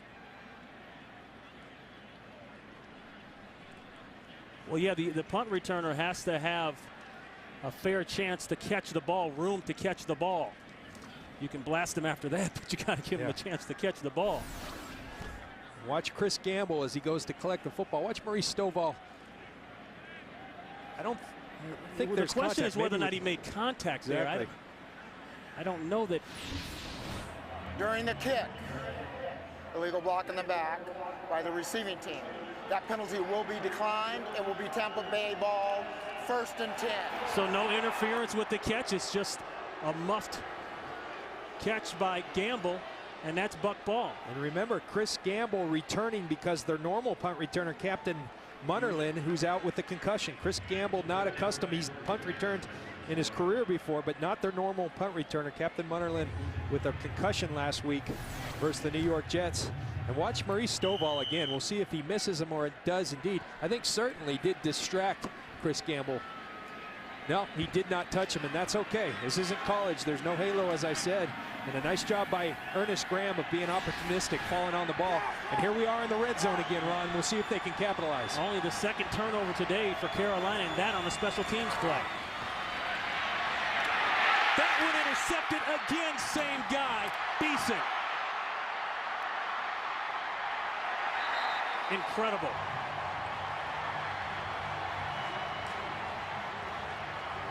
John Beeson with 2 interceptions on the day. And John, an interesting point that you've talked about consistently through this season is how the Buccaneers waited so long to give Freeman the shot in there and get him into the rotation. That experience, lack of there, may be starting to show here. See good run defense by the Buccaneers, but here's my problem with the deal. You know, I did their preseason package. I called for him to start. Now, that throw, Josh Freeman's fault all the way. You can't make that throw down in the red zone. You watch John Beeson right here, and again, Antonio Bryant, you've had great success, but you cannot throw to players. Even if they're hot, you got to read progressions, and he tried to force that ball to Antonio Bryant. You cannot do that. My problem with what they did, you know, it's debatable as to when you started them. They had a plan to hold them. You see Matt Moore go back to pass. Moore slings it out. It's caught by the tight end. That's Jeff King. Back to your point. But again, I thought he should have started from the beginning because I thought he was better than anyone they had. But the one point that is not debatable at all, they were trying to make a decision on whether Byron Leftwich or Luke McCown was their quarterback, and thus he never got number 2 reps or number 3 reps. Right. The guy just sat there in the offseason. So a lot of progression that could have gone on and maturation that could have gone on during the OTAs, during training camp. He was sitting there instead of getting valuable reps. That was a mistake by the Buccaneers. You don't have to start him, but you do have to prepare the young man to play, and as a result, he's learning things on the roll right now. Chance for the Buck defense to get off the field. 3rd and 7, and a hard hit. Tanar Jackson came up and waxed Charlie Martin, the rookie free agent out of West Texas A&M, and that'll bring up 4th down. And that's something that Raheem Morris told us last night. We've got to limit our repetitions, meaning we've got to get off the field in 3rd down situations. And they've done it. And, you know, one thing, Tampa, we keep talking about their failures in the red zone, you got to give credit to this Carolina defense. They've done a tremendous job, led by John Beeson with 2 interceptions in the red zone, of keeping the points off the board. That's your job as a defense. High punt by Baker. Straughter at the 25. Got a block. There goes a flag. That'll probably be a clip. And Straughter goes down at the 34-yard line. 45 yards on the punt, 7 on the return, and a flag. During the return, block in the back, return team, 10-yard penalty, it will be first down. First and 10. Missed opportunities in this league come back to bite you. And when you're down there in that red zone, you better put it in the end zone or at least get field goals. They've gotten 2 field goals in 5 trips. That does not win you football games. They've got to turn it around. Or go back to the run when you get down by the red zone. There's a throw and a hit. First real action out of the backfield today for Graham. A pickup of 5. Hit by Gamble. Chris Gamble doing a great job in the flat, reading the bootleg action, getting in. And Chris Gamble, right now, he's going back in that huddle and saying, thank you, John Beeson. I dropped that punt. You bailed me out, buddy, and I'll help you out now and make a tackle on a big fullback out in the flat. Ernest Graham, very quiet this year, has had to flop over and play more fullback with the injury to B.J. Askew. He's done that without complaining. They'll go to a 2nd and 5. Williams tried to jump through the lane. You saw it there. A nice scrape down the field, down the side by Beeson. John Beeson's playing some football. I mean, this guy's running sideline to sideline. He's intercepting passes, playing great football. And John Beeson told us, I think Greg Olsen doing the right thing here, starting to establish the run game. He told us about his opponent, the Buccaneers. They run the football well. They need to do it more. I would do it more if I were them. But this guy playing a heck of a football game, as you see Greg Olsen, the offensive coordinator. Big decision here on 3rd and 1.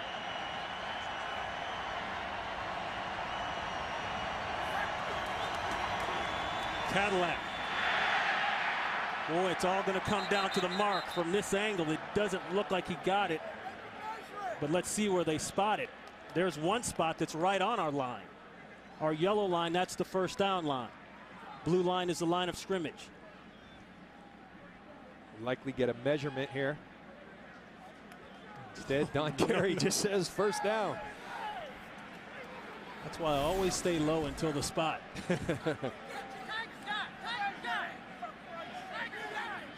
John Fox thinking about challenging. How did he get that? Well, this will give us a better look. Yeah, John Fox saying not so fast. At least give me a measurement. You tell me how he got that. Beautiful play by Chris Harris, the safety, coming right here to Phil on Cadillac Williams and driving him back. I didn't see that much surge to warrant a first down. You can challenge a spot as it pertains to a first down only. That one makes it by inches, and it's a first down Buccaneers. Well, that's why I was surprised. John Fox has every right to ask for a measurement, and usually the officials will just go ahead. That was very close, and Don Carey just called it first down, but confirmed by the measurement that it was indeed a first down.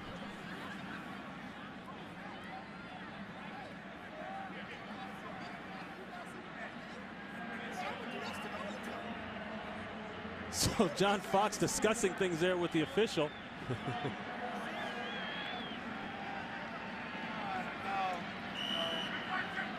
You can hear him say, no, 1st and 10, Buccaneers. 8 men in the box, man-to-man coverage. And Carolina secondary.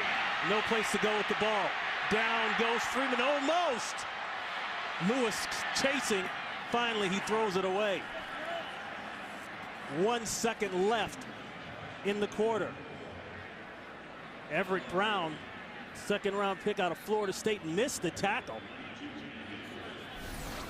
See Josh Freeman, very mobile within the pocket, got great ability to escape.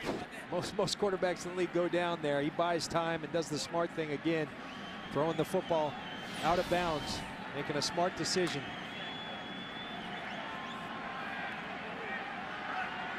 So this will be the last play of the 3rd quarter. on a 2nd and 10. And timeout called. So Freeman wants to go over and discuss things with Greg Olson. Well, what a year it's been up front, or at least in the staff room for the Buccaneers already. 2 coordinators changed. In fact, Jim Bates reportedly was not at last week's game. What happened to the due diligence in the hiring process? You know, aren't you supposed to interview these people and find out that they match with your philosophy? I don't think that was done. I don't think either coordinator that they initially brought in fit the personnel that you're working with. You know, that's such a big thing, and I think they're on the right track now, and they've got to be patient with Raheem because, you know, they've invested in him, but you better be patient, and I think they just missed, whether it was Raheem hiring or management hiring him. I think they missed on their coordinators. They at least admitted to the mistake. I think they're on the right road now. Remember, Raheem Morris was actually given the defensive coordinator title by John Gruden 11 months ago, but when John Gruden was fired, Morris was promoted straight to head coach.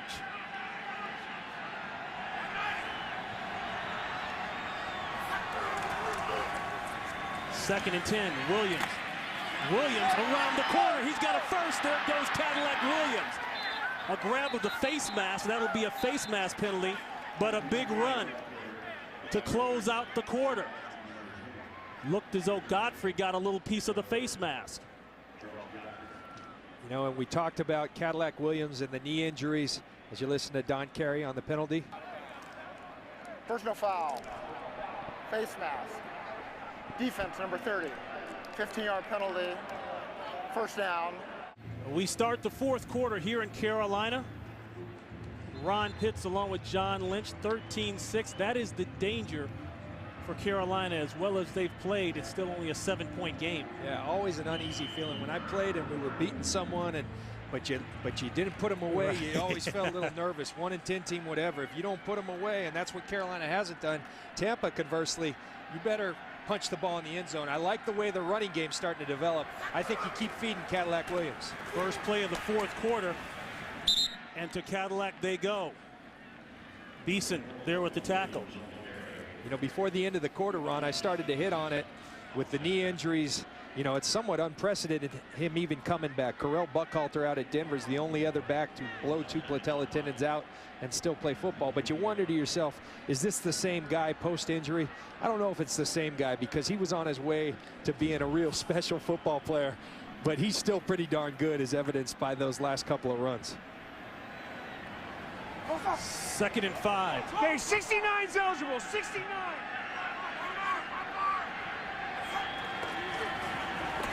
Back to Williams. They're taking your advice, and they're all over it. 8 men up. You saw it. There it is. 3rd and 3. They're thinking run. They get past. It's man-to-man. Somebody's got to win, and a marker goes down. It'll probably be a hold on Marshall.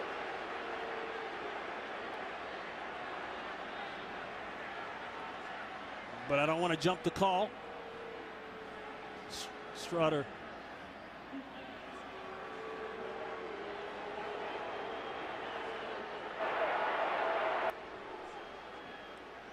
Don Carey's mic not working, but they're going to get 31 Richard Marshall on the slot with Sammy Strutter. He does a nice job in coverage, but tugs with that right hand. You know, you can ride that right hand, but you can't tug with it. The official obviously saw it tug and called the pass interference. So here we go again. Bucs fans are holding their breath. The Buccaneers back in the red zone. You see today the possessions and the interceptions. 2 of them by Beeson. Safety blitz, the long out. And that's Stevens, Jeremy Stevens, with his first catch of the day. He'll be about a yard shy, maybe 2 of the first. Now this Carolina defense, they've been down here 5 times. They've kept them to 2 field goals. They're doing their job. I think you got to ask yourself as a defense, how many times can we do this? Josh Freeman, on the other hand, needs to be careful with the football. You're at 69 is an eligible receiver. 69, DeMar Dotson reporting as an eligible receiver. I think right here, Ron, you've got to feed Cadillac Williams. Get behind that big fullback, Chris Presley. Let him block, not carry the football. and feed Cadillac Williams. Well, nothing as good has happened when they've passed it down here. There's Williams. Williams went cut back. I believe he got enough for the first down. Let's check it.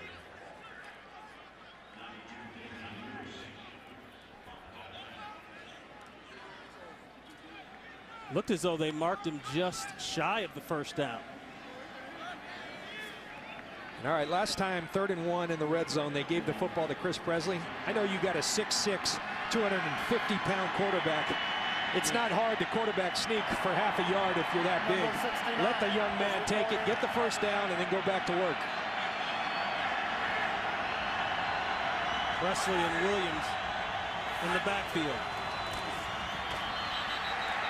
Play is stopped. A timeout called by Tampa Bay. I believe Tampa Bay is down to 1 timeout. Timeout, Tampa Bay. Their second charge timeout. Raheem Morris stormed on the field to call the timeout. Looked like they may have picked up the first down. Hard to say, but more importantly now in a tight game, they're down to 1 timeout. And I got a feeling this thing's going to come down to a timeout. Those timeouts are valuable. You don't want to waste them, but an important call. As you said, after the fact, it looked as if they gained it. But now a huge 3rd down for both squads. They're going offset eye this time. Same personnel in the backfield. And John, he heard you from the bench. At 248, 6'6", you got to believe that Freeman can push the pile. I think right here, the great football teams in this league offensively are able to run the football in the red zone. They know it. Carolina knows they're going to run it. Tampa knows they're going to run it. We'll see who wins. Run it they do. Inside the 5 is Williams. Williams getting close to the 100-yard mark. He's at 91. You saw left guard Jeremy Zutov pull on that play. This is an offense that they ran last year in terms of the run game, the power, downhill running football team. Jeff Jagodzinski brought in the zone scheme. I don't think up front their offensive line was a fit for it. They've gotten back to the power scheme. I think it bodes well for them. 2nd and goal. Plenty of time. Throw incomplete. Intended for Bryant. Chris Harris. Tight coverage.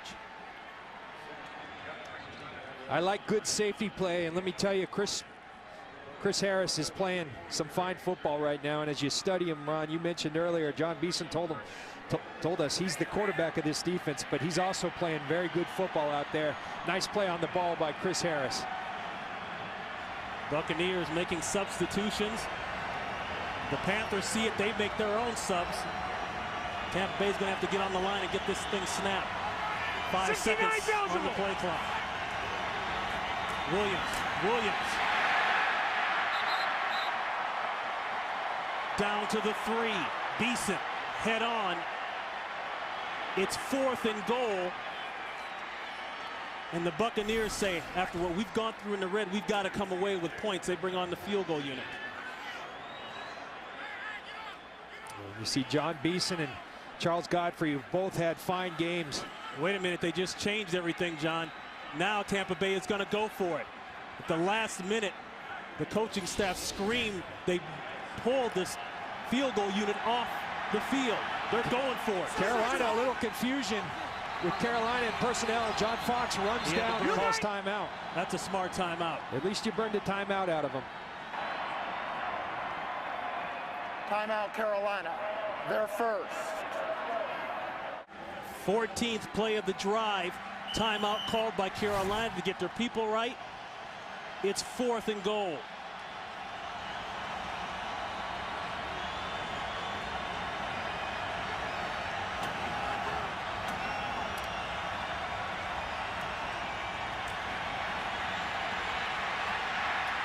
Intercepted again.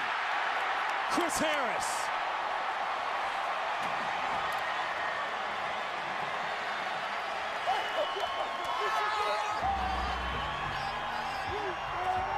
You know, Ron, at some point, you got to start giving these Carolina Panthers a lot of credit. Josh Freeman has struggled, no doubt, 4 interceptions, but this Carolina defense has been incredible. And the problem with me right there on that series is the third down call. You run the football on third down. I know you have to run the football to be successful, but you're 5-6 yards out and you're running the football on third down, setting up the fourth down, which puts your rookie quarterback in a tough position. Carolina continues to play great football. 4 interceptions total, 3 of those killers inside the red zone. Carolina ball. And back to the man who's already gone over the 100-yard mark on the day. That's Stewart. Let's go back to the pick.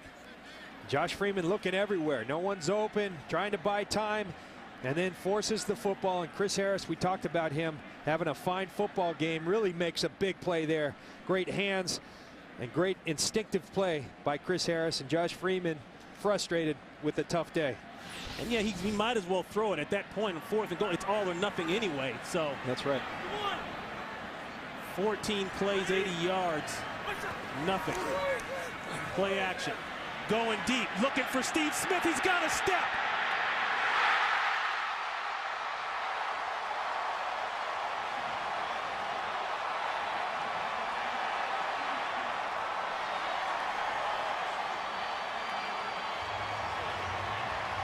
Well, tremendous throw by Matt Moore. Everybody we talked to said this kid is a gunslinger. We talked to him. He said, John, I was brought up to attack. Well, he waited a while to get it to Steve Smith, but you get Steve Smith one-on-one on any quarterback in this league, he's going to run by him. He did, and Matt Moore delivered with a perfect throw.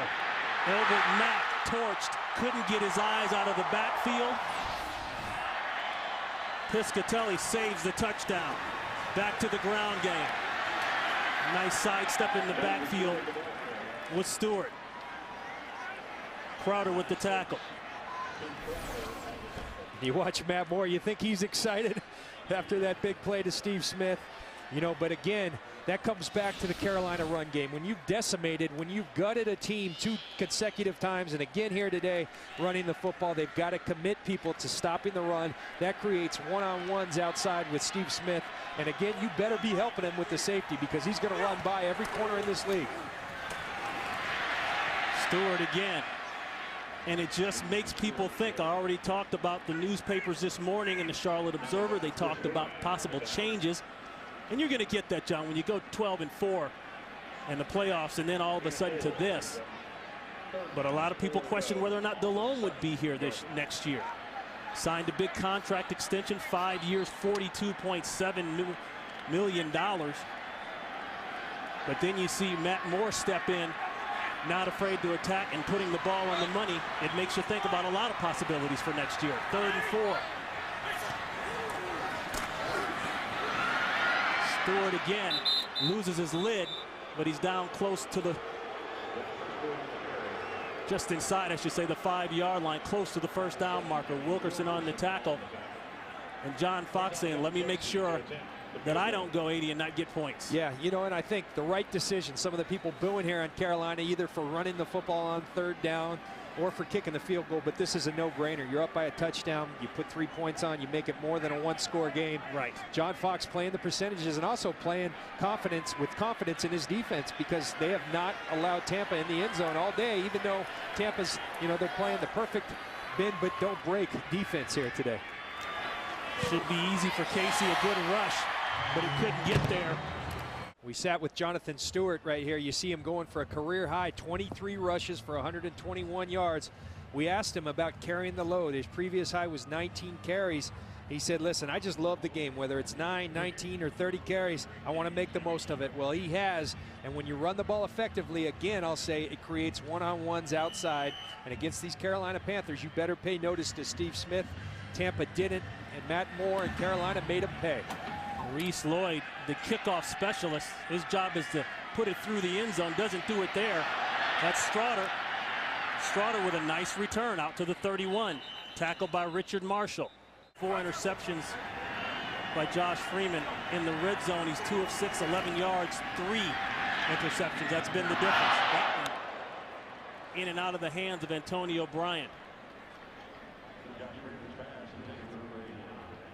And I think you got to ask yourself now, you've got a young quarterback who's clearly the future of your franchise and has a bright future. He's having a rough day Do you allow him to keep slinging it downfield and try to win this game, or at some point do you draw back and start to protect him? I think you got to go for the win. You got to trust the young kid and let him sling it. 2nd and 10.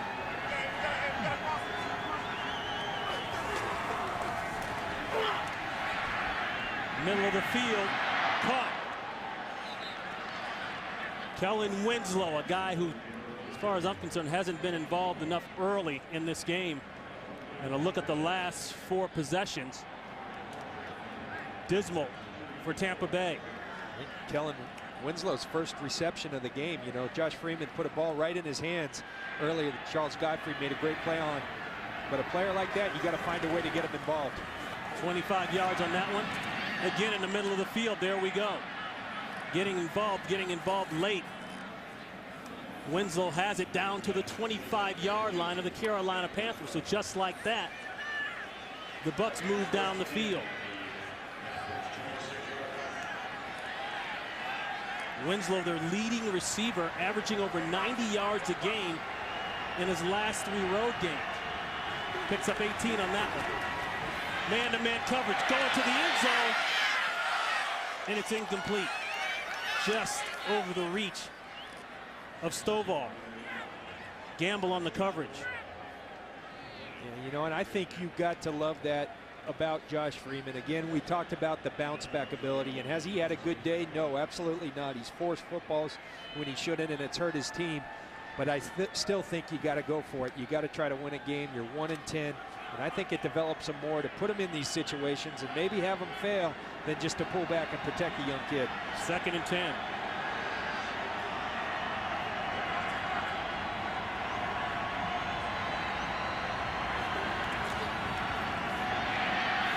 Pressure. Sack. Nick Hayden is there first.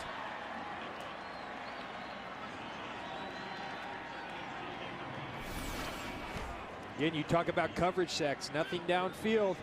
And Josh Freeman holding on to the football. He had Kellen Winslow out here in the left flat trying to get the ball downfield, though. At some point, you got to throw out to that flat, get rid of the football. You see Hayden and Everett Brown and Damian Lewis all collecting, jumping in on that sack. A loss of 2. 3rd and 12. The crosser. That's Winslow. Winslow running out of bounds, saving some time on the clock. A rather wise move. I like that. And this is the right call. You need, it's a 2-score game. Get the field goal. Take the field goal points. You're within 1 touchdown. Trust your defense to get you the football back. And Morris calling everybody up. He's telling that defense, this is faith in you. Go out and let's stop these guys. So for Connor Barth, 43 yards out.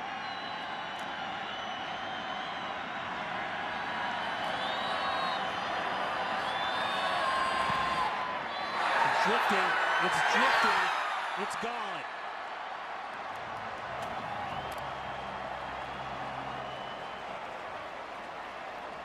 Two misses on the day for Barth. One hit the upright. This one didn't even hit the upright.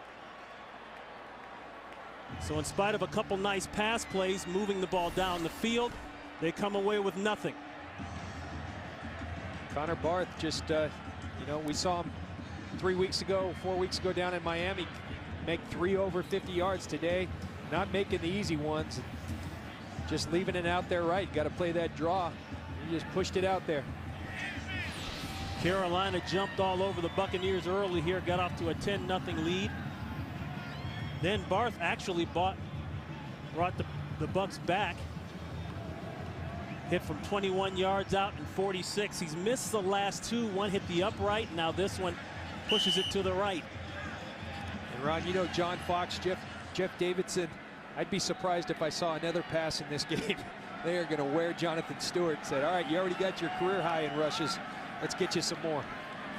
So 5:19 to play. It's been all Stewart's game.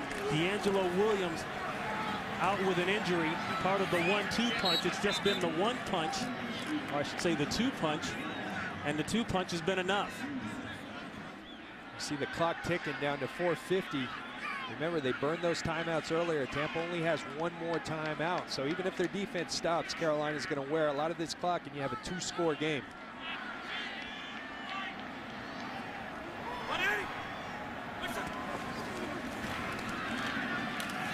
Stewart again turns north and just got past the line of scrimmage. Root again on the tackle. One timeout left for each team. And a look at the game summary. The 4 picks, 3 in the red. 6 possessions down there, and you come out with 6 points. Not good enough. And the surprise on that one, John, is the team that was very good in the red zone coming in second in the NFL in red zone touchdown percentage at 70% were the Buccaneers. Yeah, just finding a different way to lose. You know, earlier this season, they weren't down there much. When they were very successful. Now they get down there a bunch and they're not successful. A 3rd and 9. Stewart trying to turn the corner. Will not turn the corner. Nice play there by Matt McCoy. So Baker on to punt it away. So movement early, nearly blocked, and a marker goes down. It won't be enough for first down yardage if it is against the Bucs. And a clean hit quickly there. That's Quentin Teal on Straughter.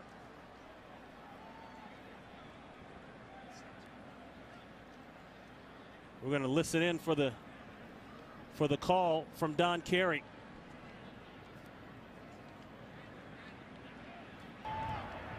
Offside. Defense. That penalty is declined. 1st and 10. 8 and 3, and they're trying to replace you. This is 1st and 10.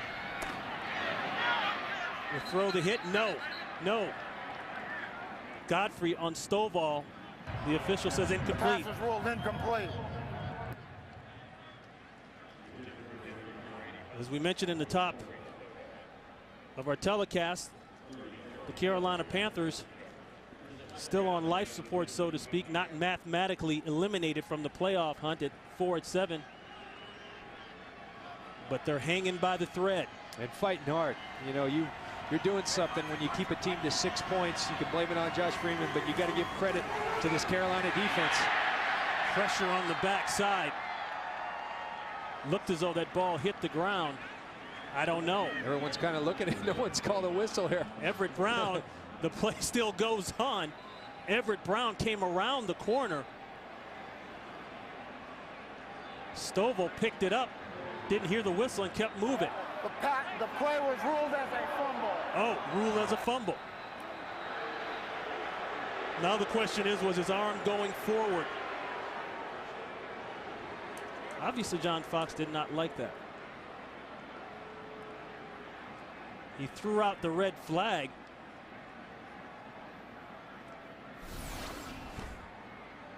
See Everett Brown working on Donald Penn. To me, that arm's going forward. Ooh, the arm's going forward. I think that arm's going forward. That arm's going be forward. An incomplete pass. Everett Brown, the first pick of the Carolina Panthers in the 2nd round, as we hear Don Carey. Carolina is challenging the ruling on the field of a fumble. So we are in challenge mode as to whether or not the arm was going forward with the ball still in it. Remember the old empty hand rule? Here's Everett Brown working on Donald Penn. And let's watch the ball right there. Is the arm going forward? I think it is. That arm's going forward. That, by the rule I know, that is an incomplete pass. I believe so as well. Now, if the hand is empty, meaning the ball's out, then it's a fumble. After review, the passer's arm was going forward. It is an incomplete pass. Carolina is not charged with a timeout. It will be 3rd down. Please put 2:54 on the game clock. And based on some of the plays we've seen like that, John Lynch, that was relatively easy, I thought, for Don Carey. Carolina is out of challenge. Compared to the other ones Don Carey has, you know, as reflected by the time under the booth, that was a relatively easy decision. Officials doing the right thing, though, not to blow the whistle. Let's play it out. That's what they're taught to do. And then there's always the option to challenge, and John Fox does the right thing by challenging. Carolina now, I don't know if you heard Don Carey, they are out of challenges. They were right on one, they missed on another one. That's two. You're done unless you were right on your first two and had a timeout left. That was a valuable chunk of yards, though, I think well worth it for John Fox.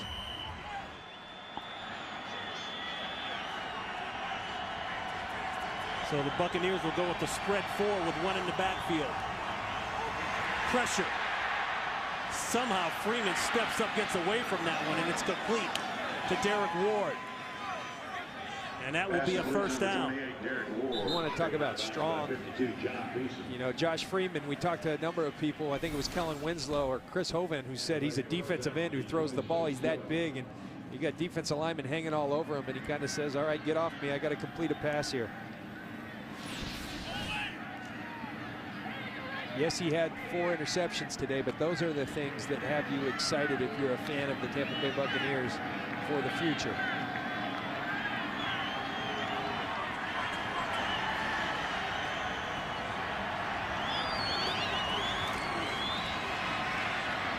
Check down Ward.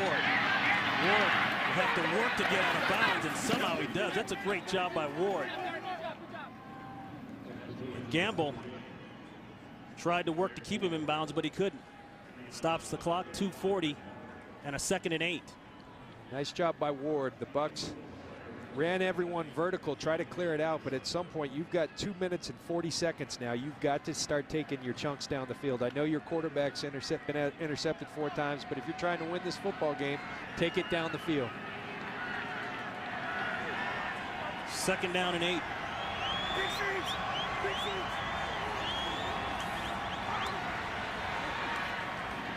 Bobbled, but caught by Strotter.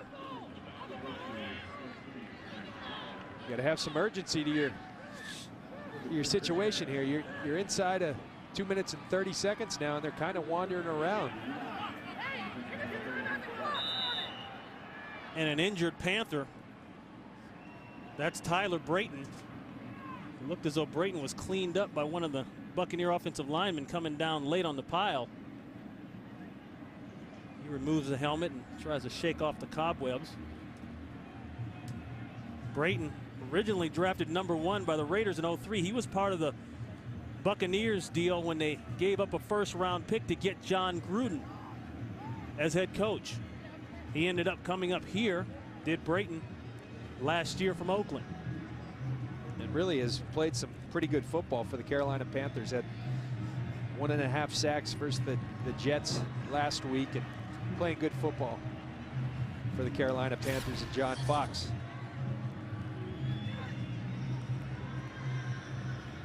But I think Raheem Morris is talking to Don Carey, because as Tyler Brayton was lying down there, it cost the Buccaneers some time valuable running time off the clock. You could hear guys screaming about that. I think they're still discussing it. Yeah, I certainly would want some time back, but a smart vet move by Tyler Brayton as well. I tried that one a few times. Did you? Did it work? Yeah, it did. Yeah.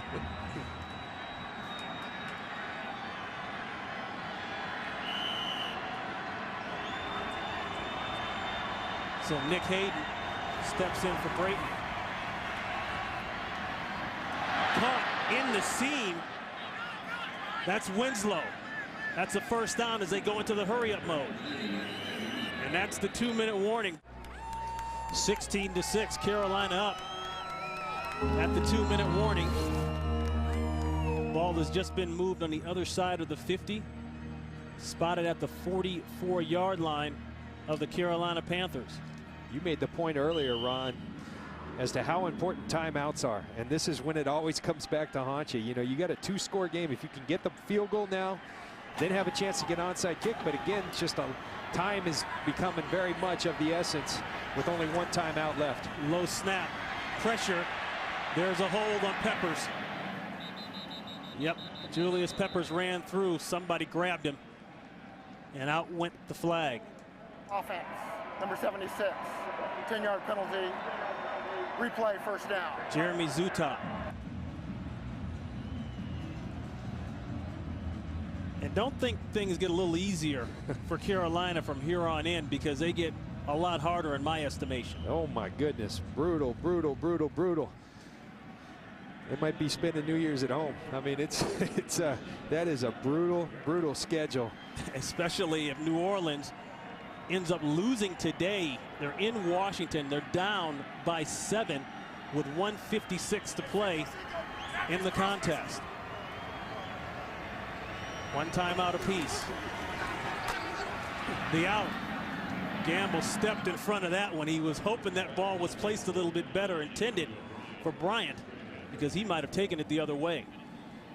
Chris Gamble playing some smart football right there. He had Chris Harris over the top of him, and so play on the low hip of Antonio Bryant and try to steal you one. Josh Freeman at the last second saw Chris Gamble. But Carolina really impressive today here on the defensive side of the ball. Remember, the most important stat is keeping the opposing team out of the end zone. They've done a terrific job of that today. 2nd and 20.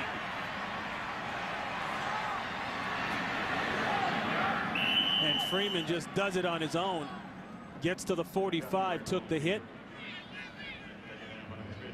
but stayed in bounds, and the clock keeps on running.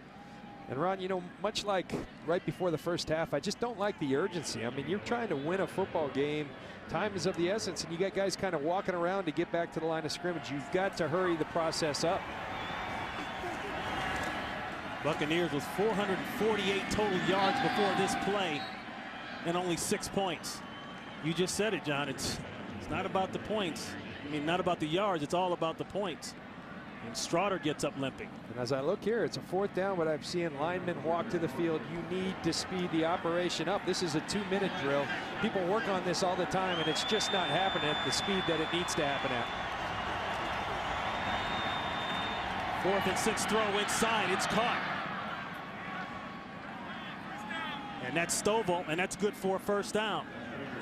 40 seconds and counting. I may think about spiking and kicking the field goal. Kicking a field goal and then now trying to get your point. onside kick back.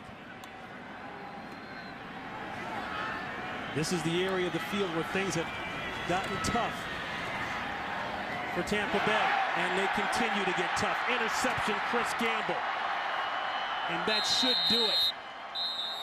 Gamble takes a knee for his 3rd interception of the year, and the 5th interception of the day for Freeman. Again, I think you put him, first of all, the operation, it didn't happen quickly enough to give yourself a legitimate shot of winning. Second of all, I think you spike the ball right there. You put the points on the board, then you attempt your onside kick. Instead, you stay at the line of scrimmage, try to force the ball down, and that's what happens. The 5th interception of the game. And it looks like it's going to be a win for Carolina, who, as you said, Ron, still alive in this thing, and you've seen stranger things. Under review. And the last play is being reviewed. We're under 2 minutes, so this is a booth review. Probably checking to see if Gamble intercepted that ball cleanly.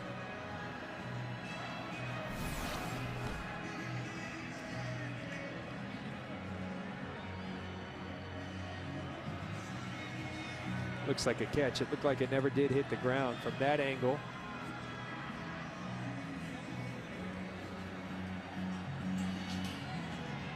That ball's up on his right hip. Never touched the ground. Going to be Carolina's football. So for Carolina, as we said, a chance to stay in the hunt. A win here, they'll go to 5-7. Atlanta lost to Philadelphia 34-7. They'll drop to 6-6. Obviously, the Saints are off and running. Forget about catching them. But as I also said, they are down right now to Washington by 7 with 1:43 to play in the 4th. When you look at Carolina, you look at Matt Moore's day. You know, we haven't talked about him because they've only attempted 20 balls that much.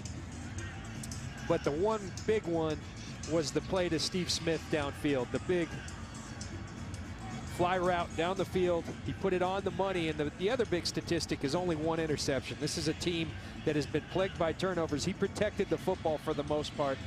And with this running game, if you just protect the football, you're going to be successful. And the 5 interceptions today by Freeman And now the talk is going to start full speed ahead here in Carolina about the quarterback spot.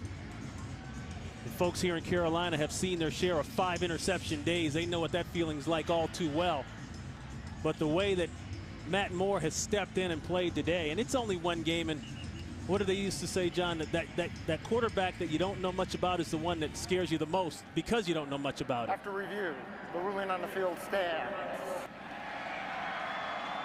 Carolina ball, 1st and 10. So it is an interception for Gamble. In addition to scaring you the most, he's always the most popular guy in town too, that backup quarterback. Yeah. I always go back to growing up as a kid, and Dan Fouts, Hall of Fame quarterback, but everybody used to scream for Ed Luther. Anybody remember Ed Luther now? But Jake Delhomme, you know, a guy I have a ton of respect for. Yeah, I'm not taking anything away from him. Great competitor, but he's had a tough year. And you know, a day like this with the win, people are going to be saying, hey, Matt Moore's our guy, but he's got the rest of this season, at least until Delhomme's back. That's the final, 16-6.